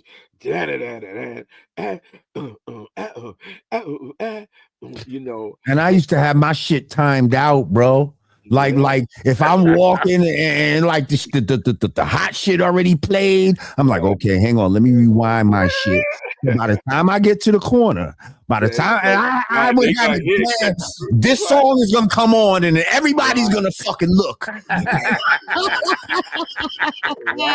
And then everybody's gonna look and be like, who's that? And they're gonna see it's me. And I'm gonna be coming through bopping with my BVDs on and shit. Right. And so that was a whole package. What you're talking about was the Come whole on, B. So you had on the BVDs. You had we wearing underwears outside, bro. We didn't even know that's a whole underwear set. Oh shit. Yeah, so that was the package. And so, that was the steps that made it different than what people were already used to. So people were used to hearing the whole record, hearing, just the record going. A lot of those records, we never even played the rest of the record. Of course not. We didn't give a fuck about the rest of the record. We actually hated the rest of the record. Right. How can you play the rest? I can't stop. How can you play the rest of the record? You can't. It's a trash record. The only good part is the break. Frisco Disco. I can't stop. Right. You can't play Frisco Disco. You can't play fucking I've got the big beat. Right. Got the sound. Like what? That shit turns into a country mess later on. Like country rock mess. Nobody want to hear that shit. Right. And so the break was the part. And now to talk shit over the break. And that's another thing. What I was trying to tell them in my podcast is that it didn't start off, hip hop did not start off with rhyming, as a lot of people think. People think that it was rhyming. That's not what it did. Just like what you said. Yo, rock to the beat. Rock to the beat. Chiba, y'all. Chiba, y'all. Say cocaine. Right. And so that's over now. Just hearing. See, niggas don't remember that shit. A lot of niggas don't remember when motherfuckers on the and then you smoke the dust and then you smoke the black and then went got some cocaine. Like nigga. Yeah, niggas was rhyming about wild drugs. Yo, hell yeah. Okay, and that was like some cool shit to rhyme about. Like, oh, did you hear what he just said? Yeah, and then we got some blow, and then we took an OJ. You know what I mean? Like, what? Right. Oh, these are live niggas. They taking OJ, sniffing blow, like and smoking Chiba, smoking dust and the black. What? Yeah. So that's what made it hip hop. So when people think they bring in we was all rapping, we was rapping. That's not what it was. And then once somebody did that and you're doing it, you have no other choice because you're listening to the beat to move with that, And so those were the three things. The rap kicked it up a notch, bro. Everything like I used to love Rocket in the Pocket just as a beat. Right. Rocket in the Pocket had 3 breaks on it. 3 breaks. Right, I know. But the first, the early one. Right. But then when I heard like Cold Crush and niggas start doing routines off of these beats, that's when it was like, hold up. Y'all just took this shit to a whole next level. I already love these fucking break beats, and now y'all is like words and shit over this shit and singing little. Huh? You know what that shows? I've always said hip hop is more in the lineage of the spoken word tradition, than the singing tradition. Here's why I draw that conclusion. Stand-up comedy was born in the same juke joints as the blues. So was the original MC was a stand-up comic. in the juke joints. And the poetry, all of that comes in the same juke joints. Here's how I drew that conclusion. One, through reading some old vaudeville history books, but I interviewed Mr. Bobby Rush. Thank God he's still alive, 92 years old. He was just in the Grammys, just won a Grammy. But Bobby Rush is a blues guitarist, and he's telling me stories from being on the chitlin circuit in the 40s and the 50s. And this is how he said they had to get down in the 50s. You know, he said it'd be a show. On the same show would be Moms Mabley, Pigmeat Markham, Muddy Waters, and him. These legends that we know of all these different genres, but they're all Pigmeat Markham. Here comes the judge. Here comes the judge. That was routine. He said Pigmeat have been doing that routine since the 30s in the juke joints. Right, and he said, no, Moms Mabley is who we in stand-up comedy, we credit Moms Mabley as the first stand-up comic in America. Well, Moms Mabley was also a singer. These people, they did it all. You look at Richard Pryor was a musician. Bill Cosby was a musician. You know, Bill Cosby got a Bill nice Cosby beat. got an ill album nice too. That's beats on that motherfucker. Yeah, they were my father-in-law was a musician on that. The Silver Throw, that album. Wow. It was the original Watts 103rd Street Band. Rest in peace, James Gaston, who just died this past Friday. He was a drummer. James Carmichael.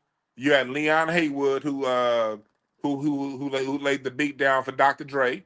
Wow. You know, and you had Bobby Womack on guitar. That was the band. Wow. But they all come from that juke joint era. But if you were playing the juke joint, this is how Bobby Rush broke it down to me. He said if you were a musician, the band for the night, you would get paid $7. If you were the MC, you would get $5. He said, so we all just picked up learning jokes so we can get paid $12. And he said we entertain and sharecroppers. So you can't just sing. You can't just dance. These people been sharecropping all week. You got to get in the whole show. So he was like, you have to make them laugh. You have to be able to dance. You have to be able to sing, and you have to be able to play. And when he told me all the different artists, from Little Walter to all the different influential people who taught the Beatles, who taught Motown, they all come from the same area, and they all have to do comedy. And your original and all your comedians and musicians talking shit goes back to the chitlin circuit. When they would be up there emceeing the show, they had a band playing a little bit of groove, and they open up their mouth and they start Red Fox. You know, Red Fox was a strip club DJ, going back to DJ culture. Red Fox was a strip club DJ. Right. And he grabbed that mic and talked shit. You know what I mean? Gave him an XXX rating. Yeah, that's why he's so X-rated. He was a strip club DJ. Right. You know what I mean? Sly Stone was a DJ. Albert King, these were DJs that would talk shit. So talking shit over the mic is something we've been doing since we've had a mic. But then what y'all did with hip hop is you put it at the forefront. It went from being something that was a break. You know, Louis Jordan, the father of R&B, was also a rapper. James Brown rapped. A lot of them rapped, but the rap was like a little bit of taste that would kind of go as a side piece. Right. Kind of like how poetry would do. And in the rap would always be shit talking. Fats Waller had a song called Your Feet's Too Big, where he talking shit rapping. You know, but your feet's too big. Yeah, and we go to Louis Jordan. All of Louis Jordan's songs was funny. He was Beans and Cornbread had a fight. Beans, not cornbread, out of sight. You know, it was shit talk. But what you guys did with hip hop is you said, no, this ain't a side dish anymore. We about to make it the meal. And then y'all took them break beats that and then made that and made the sound that we had been doing, you made it the front dish. And I think that's the evolution of hip hop. It's funny, you know, those breaks, man, those breaks were just supposed to be a little like intermission or something in the fucking records. And we was like, that's the best part of the record. This is the best part of the record, but it's so short. But luckily, a lot of people did that back then. Like, they don't even have breaks in records anymore. They don't. And when have you heard a break in a fucking record, in an R&B record, where it stops and the drum just plays for a minute and then the music comes back on? Not They no don't even more. have musical interludes anymore. Not no Like more. I would everything has been I'm willing to say after condensed. the 80s that stopped. Yeah, they put that out. Because Right.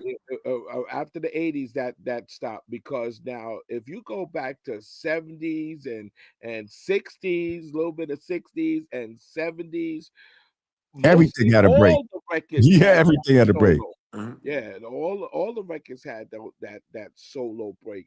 And so with the and and I hate to say it, but when the disco era came in, it wiped out a lot of our sound, Mm. because you hear the percussions and the everything going, but that solid 4-on-4 beat, destroyed a lot of things. We're a funky type of people, so we need that separation of the bass drum, the snare, and the hi-hat. We need that. So that disco era just brought that constant boom, boom, boom, boom, boom, Earl boom. Young. And so that gives you a tempo that you can't do anything in between. And I But they think that also not just that boom, boom, boom, but a lot of that disco, they brought like violins and shit into the game. Like, and that kind of like yeah, Well, whitened we it up got to a little remember bit. this disco starting with the violins. The first disco song was the Barry White's "Love Unlimited Orchestra" Love Station, Right. yeah, but it was a different texture of lushness when it started. By the time we get to '78, that shit got all technical sounding, and it was just very like this. Right. Like like It was but like just white people pulsating. violins. one Like, thing yeah, like one thing people are Right. missing when they say that Barry White was the first thing. they had One raisins in the potato salad violins. Listen, the thing that happened with Barry White that people don't understand is the breakup. The see, if you listen to disco beats, I'm a drummer, so there's such thing as digga digga digga digga digga digga digga digga boom, right? Phil. With Mhm. the disco, they don't have that. It's a constant go, and so with Barry White, he's soul. So he changed it up. You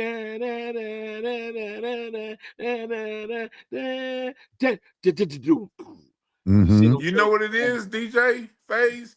It's because we always created with that, but then when they get it, it's like everything else. It's like when Drake got to hip hop, it gets perverted. You Mm. know, it's like because the 4 on the Floor that come out of Philadelphia same year. Right, Earl Young was a drummer. That right, comes out the Love I Lost by Harold Melvin and the Blue Notes. That's the right, first 4 on the Floor that we get. And we Mm. listen to Gambling Huff do it. It's right, lush and it's beautiful. But when right. by the time we get to the Bee Gees and all them, it's like, what the fuck is this? And because Gambling had that role, he had Yeah. that They break got up. us out of it. Yeah, yeah. And so, that constant, no change. And, you all know me by now. The reason I say that happens is because a lot of people that dance it don't have rhythm. They don't. They only are used to doing one They need that simple pogo step. stick. Right, Ding, right, ding, ding, right. And ding, so ding, that ding. right. And when I watch Seinfeld and I see Elaine dance and you saw her doing all of that stuff, that's what I kind of see that's what happened. And so that you can't go wrong with that, just that one drive, and so I believe that's what really kind of messed up the funk. It messed up That everything. It took away from our. We're a syncopated people, and I don't know if that makes sense to you, but we're yeah. we're more of a syncopated people, and they're more of a digital. Like you can't. Yeah, we analog, Right. they digital. They Yeah. digital. Yeah. Um, no, go ahead, go ahead. If you was Yeah, going, I was saying, and that's the thing that hip hop like continue to bring on because going back to that break beat, we gotta always give credit to James Brown for changing all the rules. He whet that appetite. He's The the mm, first one. person to take a hook and turn a hook into a song with "Please, Right. please, please." That's supposed to just mm, be a hook. He turned that shit into a song. You know what mm. I mean? James Brown was the first to take this jazz lick and put it into funk. You know what I mean? We took Right. So What and put it in a cold sweat. You know what I mean? A lot of the principles that hip hop thrived on, really James Brown broke those rules. And what y'all did, what hip hop did was going back to the DJs and the tapes. They kept the funk alive because the industry killed off funk. You know what I mean? After 79, really into 83, Tommy Dog came out. That after that, it was a no-go for funk. Hip hop really, with those break beats and with those DJs, they brought funk into its electronic form and gave us that funk, because the radio, the mainstream, was going to all that cherish the love and that cheesy shit. Right. Facts. Yeah, Listen, everybody that's in the chat, if you just hit that like button, I really appreciate it. Click the share button. If you're new to the channel, welcome. I encourage you to subscribe to the channel. Click that notification bell and click all so you'll be notified whenever we drop a new joint. Well, I don't know. In closing, I'm gonna say, there's a lot of bullshit that we need to fucking get out of our system as Black people. There's a lot of shit that we have to stop turning a blind eye to. Motherfuckers are so quick to be like, the white man did some shit but we out here doing a whole bunch of shit to our own selves. Motherfuckers, I hate motherfuckers crying. Oh, do you see ICE out here? What ICE is doing? And I'm just like, I could find a video every day of Black motherfuckers beating on other Black motherfuckers and all this. I can't find all these ICE videos y'all talking about. Where are they? Like, because there's a multitude of us doing bullshit to us. Murdering, beating girls, fucking stabbing, all kind of bullshit. No ICE in sight. But y'all want to cry about ICE and what the white man is doing. We need to pay attention to what we're doing to each other, how we, we let a lot of bullshit pass in our community, and this shit got to stop. And we let it pass, especially when somebody has money. Now, here's the thing. If Bam wasn't a hip hop artist and he was just a regular Joe Schmo, accused of what he was doing, accused of what they accused him of, would we even be having this conversation? Like, motherfuckers would immediately put him in the category of, somebody who does SA, and that would have been that. He would have been a piece of shit, but it's only because a motherfucker has some sort of notoriety and fame and, possibly money that will be ready to turn a blind eye to certain shit. R. Kelly, he's a hell of a singer. He had a lot of money, but if he was just a fucking bum on the street and you knew that he pissed on a little girl's face, motherfuckers would be ready to fucking take his head off when they see him out. There go that motherfucker right there. But because a nigga got money and all this type of shit, we let a lot of shit go, and we got to stop that bullshit. We got to, what the fuck, what does money and fame, how does that absolve you of your crimes to humanity? It doesn't. We got to stop acting like it does just because these people got money or even fame. Because I don't even think Bam was rich like that. I mean, I'm sure he had some enough bread to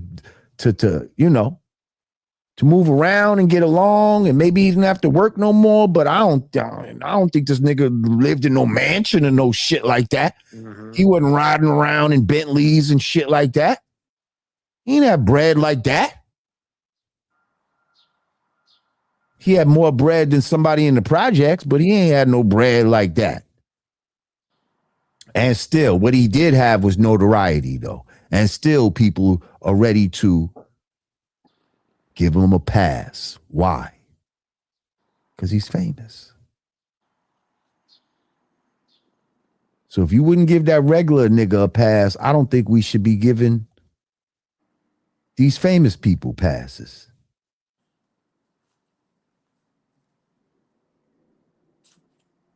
So, yeah. But again, these are allegations. We don't have hard evidence. Pause. Yeah, I don't even say pause, but that sounded crazy. I don't say pause either. I don't say pause, but goddamn it. Hey, Queen Craft, I've seen you. I'm sorry if I didn't acknowledge you earlier. Also, I want to say shout out to Mogul Maze. He said, peace, Juan, praise, and Lord. Praise, peace to you, salute, brother. Thank you, brother. So yeah, can we please stop this bullshit in our community? We got to really start focusing on how we can be better as a whole.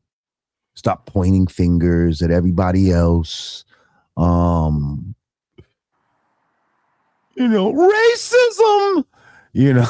It's like we do so much more to ourselves than racism can ever fucking do. Right? So stop crying the victims cry and start being proactive with us taking back our power. That's it. That's all I got to say. So will his good deeds outweigh his bad ones? Honestly, they shouldn't. They shouldn't. We already said he don't even have that much of a fucking catalog. Damn it, you got 2 songs. Can we let an essay of children go away for 2 songs? Come on. I don't think so. But, we can acknowledge that he did do some shit. You know what I mean? But I don't think it's going to at the end of the day, it's not going to outweigh these allegations. Shout out Blacklight 216. He said he never spoke up. Now his family about to write the new narrative. I mean, I don't know if they could. Blacklight, can you write a new narrative about this? Is that even possible? And who's his family? Does he have seats? Does he have a son or anything? FaZe, do you know? Not that I know of. That's what I'm saying. Like, part of your legacy should be your children too. And if you ain't got none, that's kind of bad. It's kind of glaring. Like, have we ever heard of a Mrs. Bambaataa? Like, is there seriously, like, have we ever seen like a female counterpart in his life? I don't think we have. I'm just saying.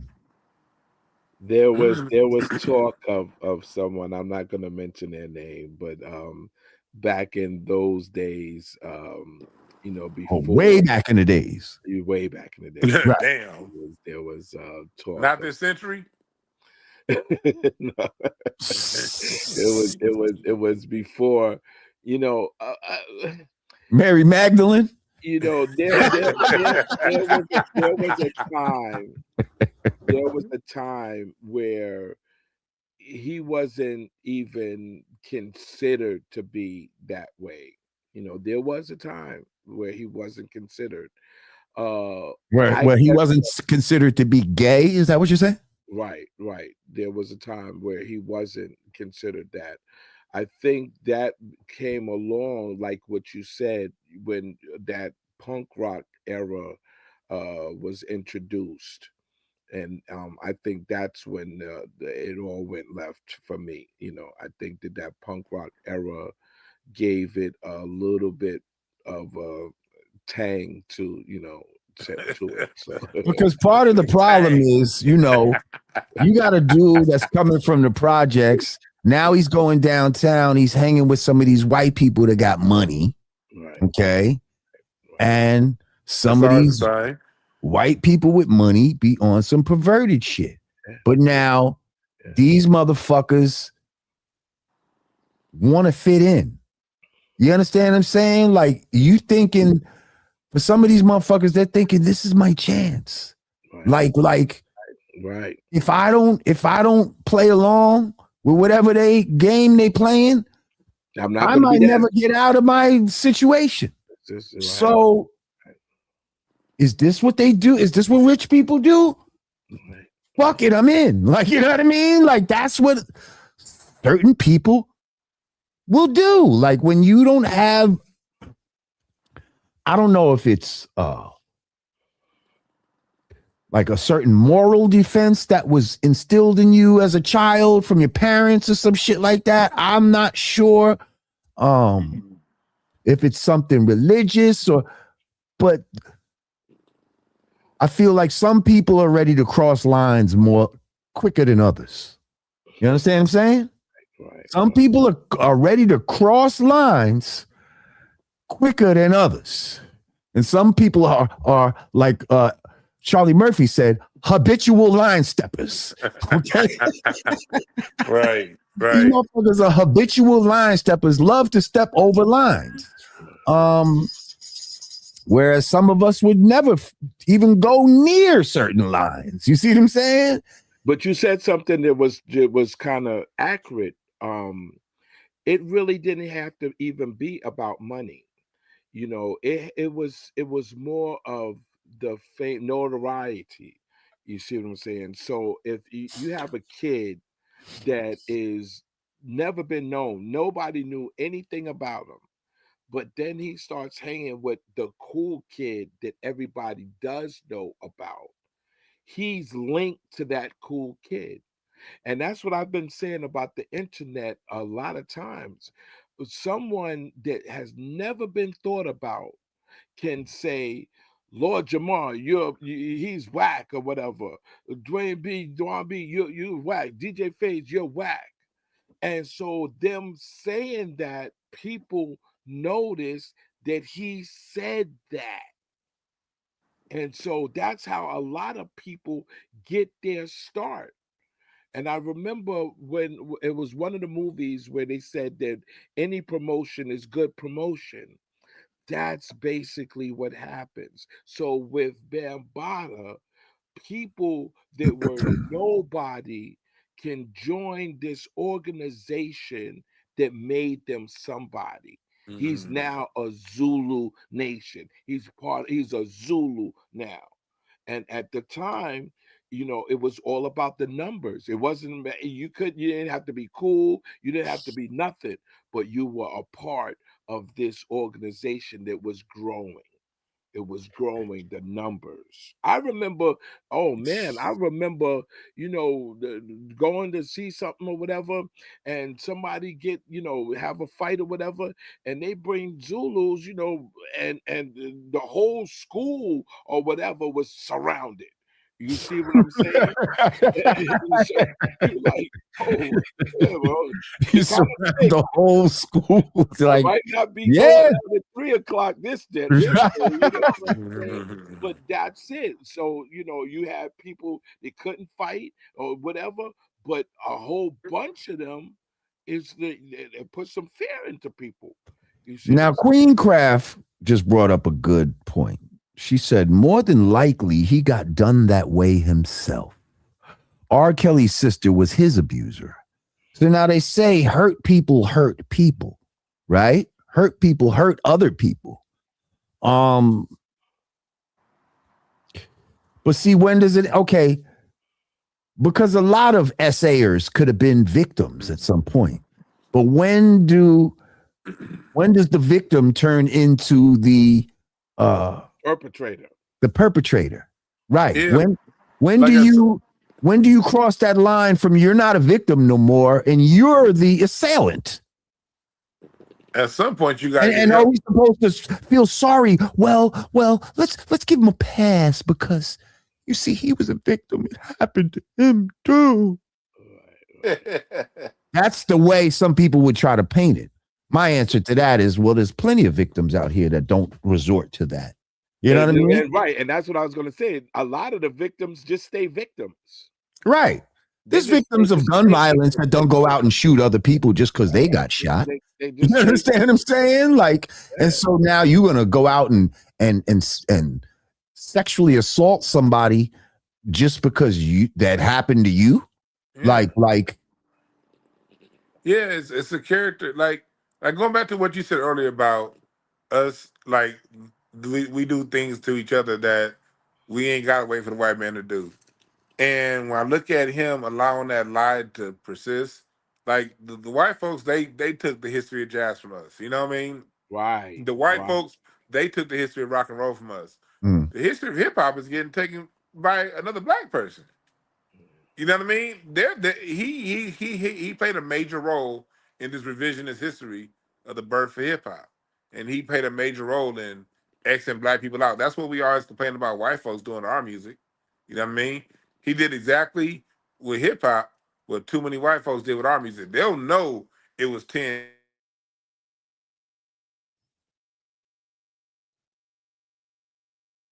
Dwan B, you need me to send you something to pay that bill? Am I back? Yeah, you back now. Okay. Hey, he said, you need him to send you something to pay that bill? He said, you can cut off. Oh,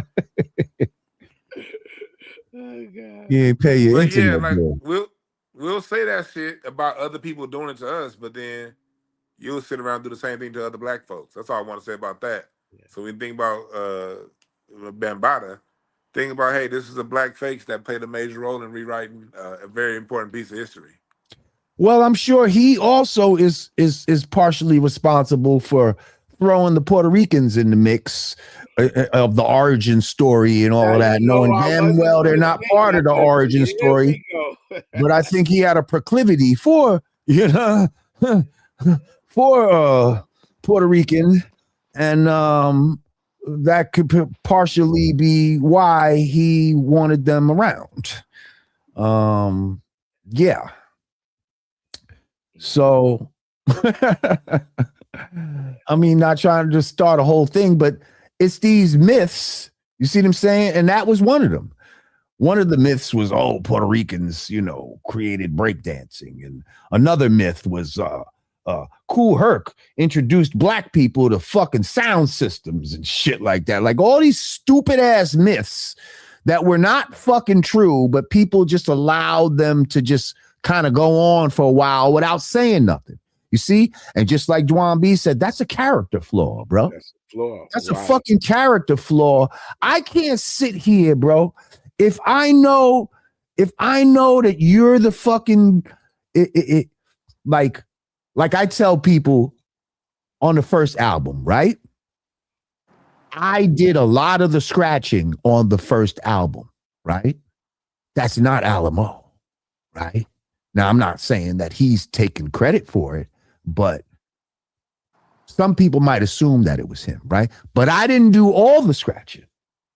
Like, so on Drop the Bomb, I didn't do that scratching. I think that was Jazzy J or somebody. But I wouldn't take the credit for some shit that I didn't do. I just couldn't do it. Like, yeah, and listen, I would love to take the credit for the scratching on Drop the Bomb. That's some great ass scratching. That's some dope scratching. Somebody said, yo, Lord Jamar, that's some dope scratching. I'll be like, yo, bro, I wish I could, but that wasn't me. Right. But it's a sucker nigga. It's a sucker nigga that goes, gee, thanks. It's a sucker nigga that goes, gee, thanks, when you know goddamn well you didn't do the shit, but you just you love the praise in that moment, so you're not even gonna say nothing. A lot of people can't go back. They can't live off of something and then just automatically say, okay, this is really how it happened. They're too far. That's what made their name. That's what made them. Mm-hmm. So they can't turn back and say, I'm not made. I wasn't this way. And to be honest, for some people, that would literally be cutting your own lights off. Like exactly. Like you would literally be just removing yourself from any level of importance and possibly you know, any way to get money and shit like that. Like, you know what I mean? Like, But you look how many people that has happened to, and they're not even in the picture anymore. You know what I'm saying? So that totally cut off their whole, you know, even if we're talking about revenue right now, if that's their bread and butter, if that's where they live, and they can't they're not going to be able to come back from that, because that's all they have, that's all that they built up, that's all with their that's,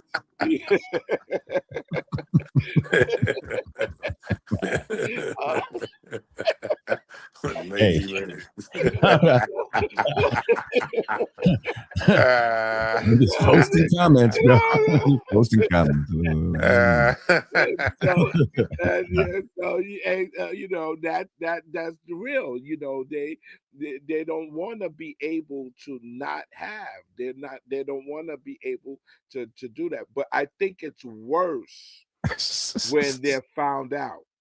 That's when I think it's worse. So I think, well, I never would be in that position, because I'm like you, Lord.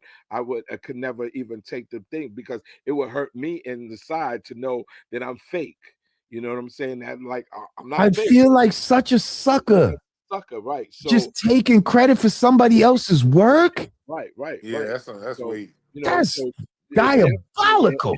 It definitely, you know, plays a part in that. They don't want to give that up, because just like we all know, those people that got caught with it are the ones that are just like, it's totally reversed, because now you're looked at as a sucker. You are like, a sucker. Like, speaking of lazy legs, right? Like, it would almost be like, because you know, when in Flashdance, right? When Jennifer Beals did that backspin, you know that was really crazy legs, right? And what I'm saying is, if Jennifer Beals would take credit for that, that would be some sucker shit, right? Because that wasn't her. That was crazy legs in a wig with a leotard, pretending to be her. I'm not even gonna feed him, man. I'm not even gonna feed him, yo. So I'm just saying, like, if she was to, like, be like, nah, that was me, you know, I'm just saying that's what we talking about. You see what I'm saying? Like she knows that wasn't her. It was crazy legs. So why? I'm sorry, lazy legs. So why would you try to take credit for something that you didn't do? Okay. That was crazy legs in the leotard and the wig. But now, listen, not you, Jennifer. How has that decreased, though? Just think about it. How has it decreased? Just like with the Herc story, you know, even I'm not trying to take credit, and I feel bad for Herc. Like, I know Herc. Like, I've chilled with Herc quite. You know, he was living in New Shell for a while. I don't even know if he might still live in New Shell. I'm not sure, but he was up there. You know what I mean? And now I be feeling bad for Herc, man, because he be needing little DJ gigs and shit like that. You understand? He's the one I'm talking about, that if he was to tell the truth and be like, all right, like, this is what it really is. He's cutting off his own water. He's cutting off his own electricity by doing that. And that's what I meant. That's what I meant. And so, what I meant.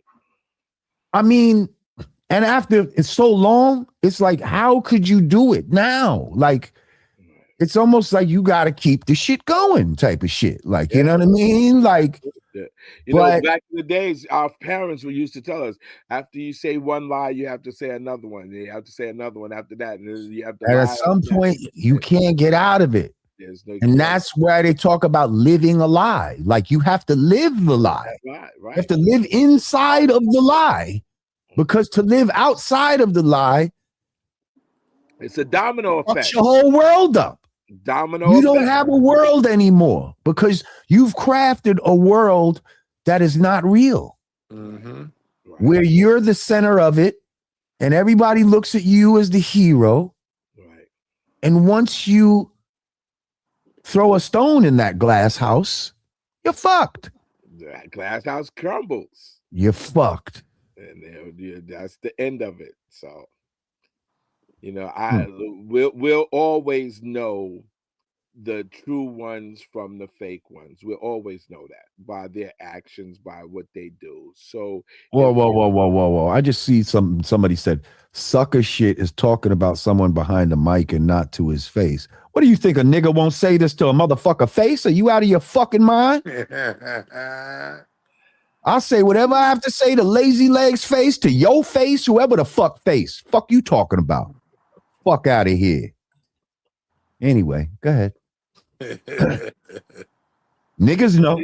yeah, see, yeah, yeah. See, this is exactly what I was saying.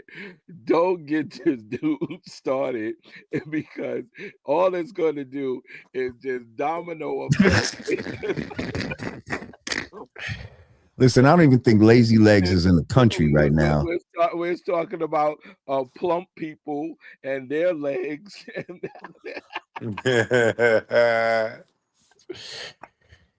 Listen, I heard Lazy Legs might have been a student of Bambaata's. That's all I'm saying.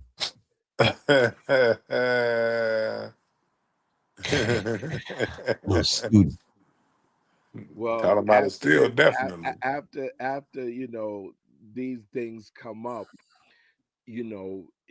there's not even be able to be a backlash, because now when people realize, just like what you said, that we have to stop giving people passes and stupid stuff passes, it has to come to an end. It has to. And with these allegations, I'll say it one more time. I just do not believe that there's a chance for him. Like, if he had a bit larger catalog of music, I believe that there might have been a chance for his, like you said, legacy to remain. But the generations that came, a lot of the new generation never even heard Planet Rock, and Or they don't definitely know that, haven't heard. or don't know that they've heard the beat within other songs. They don't know where Right, that's from, type of right. They shit. don't. Right. Um, It's like Tramp. Everybody doesn't know where Tramp come from, where that comes from, but they hear it in all of the salt and pepper and all of that, and continuation. So so I got a friend of mine who, we the same age. We went to school together, and we have a similar hip hop backstory and all of that. We probably fell in love with it at the same time, listened to the same type of tapes. And he texted me and said, "Is it true that Bambaataa died?" And I just saw it just now, and I said, "Yes." And then he just said, "Damn." Now the bubbles are going like he wants to say something else. I'm just curious what the average person might have to say about this. But he did say damn, like, damn, that's fucked up. You know what I mean? So in his mind, Bambaata's a person worth saying damn for. You know what I mean? Mm-hmm. So I don't know. I think it's going to be a mixed bag of emotions with a lot of people, how they feel about this. At the end of the day, oh shit. Now look what he said. Look what he said after the damn. He said, "Do you think they're going to honor him for his legacy to hip hop, or will they shun him because of his PDF activities?" Mm-hmm. Wow. People going right to it. He ain't gonna fake that. he can't. There's He ain't gonna no fake that. way. There's no way. With R. Kelly and all the other ones, they have a catalog of things that are, still now. Like, you know what I mean? Like they you step in the name of love and all of Fiesta and all of those R. Kelly songs, you could go without knowing the story. and somewhat. You can look at R. Kelly and don't know the story, but someone like Bambaataa that only has those two records, they can hear those two records and they have no other choice but to lay it on the allegations. R. Kelly had a whole bunch of hits and stuff and combinations with other people and duets, and he wrote so many songs and he does that. So he has a larger catalog that people can reference, his music to. When we were talking about Bambaataa, a lot of times we can't even reference it to music. We can reference it to his bringing people to know each other, or to be able to unite or whatever. So it's going to be very hard. It's going to be very hard for him to uh continue the legacy of hip hop, or continue the legacy of, because I've never heard someone after the allegation say, yo, Bam is a good dude, and he's all right, thumbs up guy. I haven't heard that. Have you, Lord? Have you, Dwan? I haven't heard that. And Listen, and if he don't have a family to really speak up for him and all that type of shit, like any seeds or a wife or anything like that, I think his legacy is basically just going to be in the hands of just the people, just the people at large. You know what I mean? Who are going to talk about this. And like I said, I don't think his musical legacy is enough for the people at large. See, a lot of these motherfuckers don't know mixtape Bam. You understand? They don't know that Bambaataa. Like, you know what I mean? And for them, all they know is Planet Rock and fucking Looking for the Perfect Beat. That's it. When it's you said that about the mixtape, I wanted to think about it, but when you say that, we didn't call them mixtapes back then, but he was not known for scratching the record. Jazzy was. Yeah. He wasn't known for putting it together like this for it to be this. He was just known for having a lot of records that nobody heard. Right. Nobody heard that. But even like what you were saying earlier about him being known for bringing people together, and he's like, he'll get known for bringing people together, and then people gonna ask, okay, for what? You right. All the butt cheeks together. You know what I mean? Like that before. He spread them apart. Said that before. Right. Keep it together and then spread butt cheeks apart. I wasn't gonna say you. Like, was he choosing? Right. Was he choosing? Right. Why did he have all these dudes around him? And then we think about the forefather hip hop story. If you just turn past the cover sheet and go up, read the first page, you're gonna realize that's a lie. So the two other things that he's known for outside of his music, you got questions around. It's not a pure story. And now if you think about it, a lot of people are saying, well, hip hop been gay since the beginning. And then they point to niggas like him. Ooh, shit. And that's hurtful. So now we talking about a legacy. We talk about legacies, but I just thought of that just now. Yeah, I was about that. Like some people try to act like, oh, why y'all mad that the gay people in hip hop? There's been gay people in hip hop since the beginning. You know, my response to that would be, they will say that. They will say that. You know, my response to that would be, it wasn't open about it. They wasn't rapping about it, and two, he was a pedophile. Don't get it twisted. If they try to use that LGBTQ stuff, I'd be like, so are y'all claiming pedophiles? What's going on? Right, because it's a different thing. Different thing. Right. That wasn't a consenting adult. That was a kid. But they're all sexual deviants. They're all sexual deviancy. Whether you're doing it to children or you're deviating from normal heterosexual sex, it's all a form of sexual deviancy. It's just some see certain ones worse than others. You know what I mean? We definitely look at the child shit worse than just two grown-ups who are sexual deviants. But that it was a good point that he said that too, because and now that I go back and look at it, so remember I was talking about how in the very very beginning, he didn't have that gay thing, that aura of nothing we couldn't see or whatever, but then it became a little bit, I guess what you could see it a little bit, and then with this really like just wiped it off. So in other words, if you started out with, okay, you're okay, you cool, but then you start getting a little bit gayer, and then it went from that to this.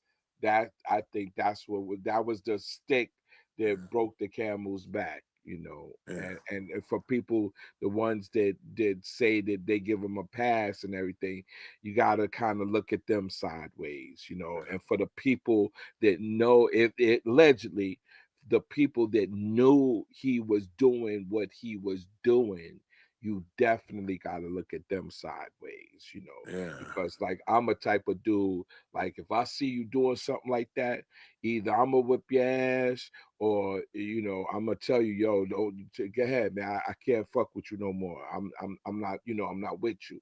And so there's a lot of people that didn't do that, because a lot of people are opportunists and they felt like they saw an opportunity. So let me just turn a blind eye to that and go with this opportunity. And again, being an opportunist is a character flaw. You know what I mean? Right. When it comes to certain thing. I mean, we do want to take advantage of good opportunities. Don't get me wrong, a good opportunity is good, but sometimes not all opportunities are good. Hey, little guy. He ready to go take his shit, man. I gotta get up out of here. Yeah, I was getting ready to shut this down anyway. We've been on here almost 3 hours, man. Yeah, I gotta get up out. He ready to take a little shit. You ready to go Listen, little shit? Juan, we always appreciate you coming through, man, and adding your insights and giving I your appreciate it, knowledge. man. And yeah, man, you always welcome, man. The Anytime, link is man. always the same. Likewise. I'll get up both of y'all soon. All right, Brody. Right. Peace. Peace. Uncivilized Savage said, historically, who has been more detrimental to hip hop artists that lie about their contributions to the culture, or artists that promote savagery? Who has been more detrimental to the culture? I guess artists that promote savagery would be more detrimental than people that lie, because we can always clear up the lies. Right. But the savagery has caused irreparable damage, things that can't be reversed. Right. There's artists that promote shooting and killing and cutting, and people really do that when they listen to their music, type of shit. Right. So that's got to be worse than any fucking lie somebody could say. But thank you, Uncivilized Savage. I agree. I appreciate you. Who is this? The resign?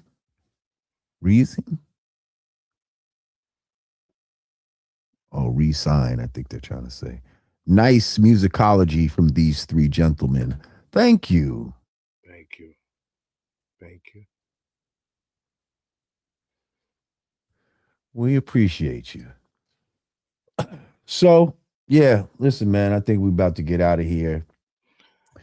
I don't think his legacy is gonna take the hit.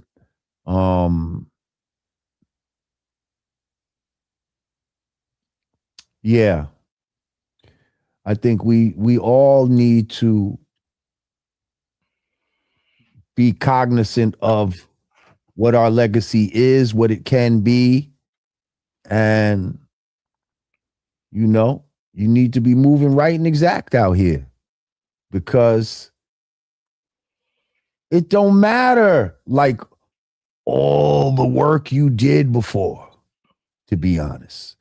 Like, you can really kill a lifetime of work with just one action. One action. Yeah. One action, or one whatever. Maybe it's a lack of an action that will do something, but one word, one deed, one false move could ruin and erase years of work. Yes. You got actors out here that, oh man, they got great movies, Academy Award. They put out one bad movie right now, and that last movie they put out was trash. Yeah, that was trash. And you gonna remember the other ones, but you still gonna be like, yo, that last movie, trash. Yeah. Trash. Yeah. So listen, I think the fact that we even have to debate this is says everything. The fact that we even have to ask this question. This is not a normal question that you ask every time somebody passes. Right. Will their good deeds outweigh their bad ones? I mean, I think that's the ultimate question of life at the end of everybody's life. Will your good deeds outweigh your bad ones?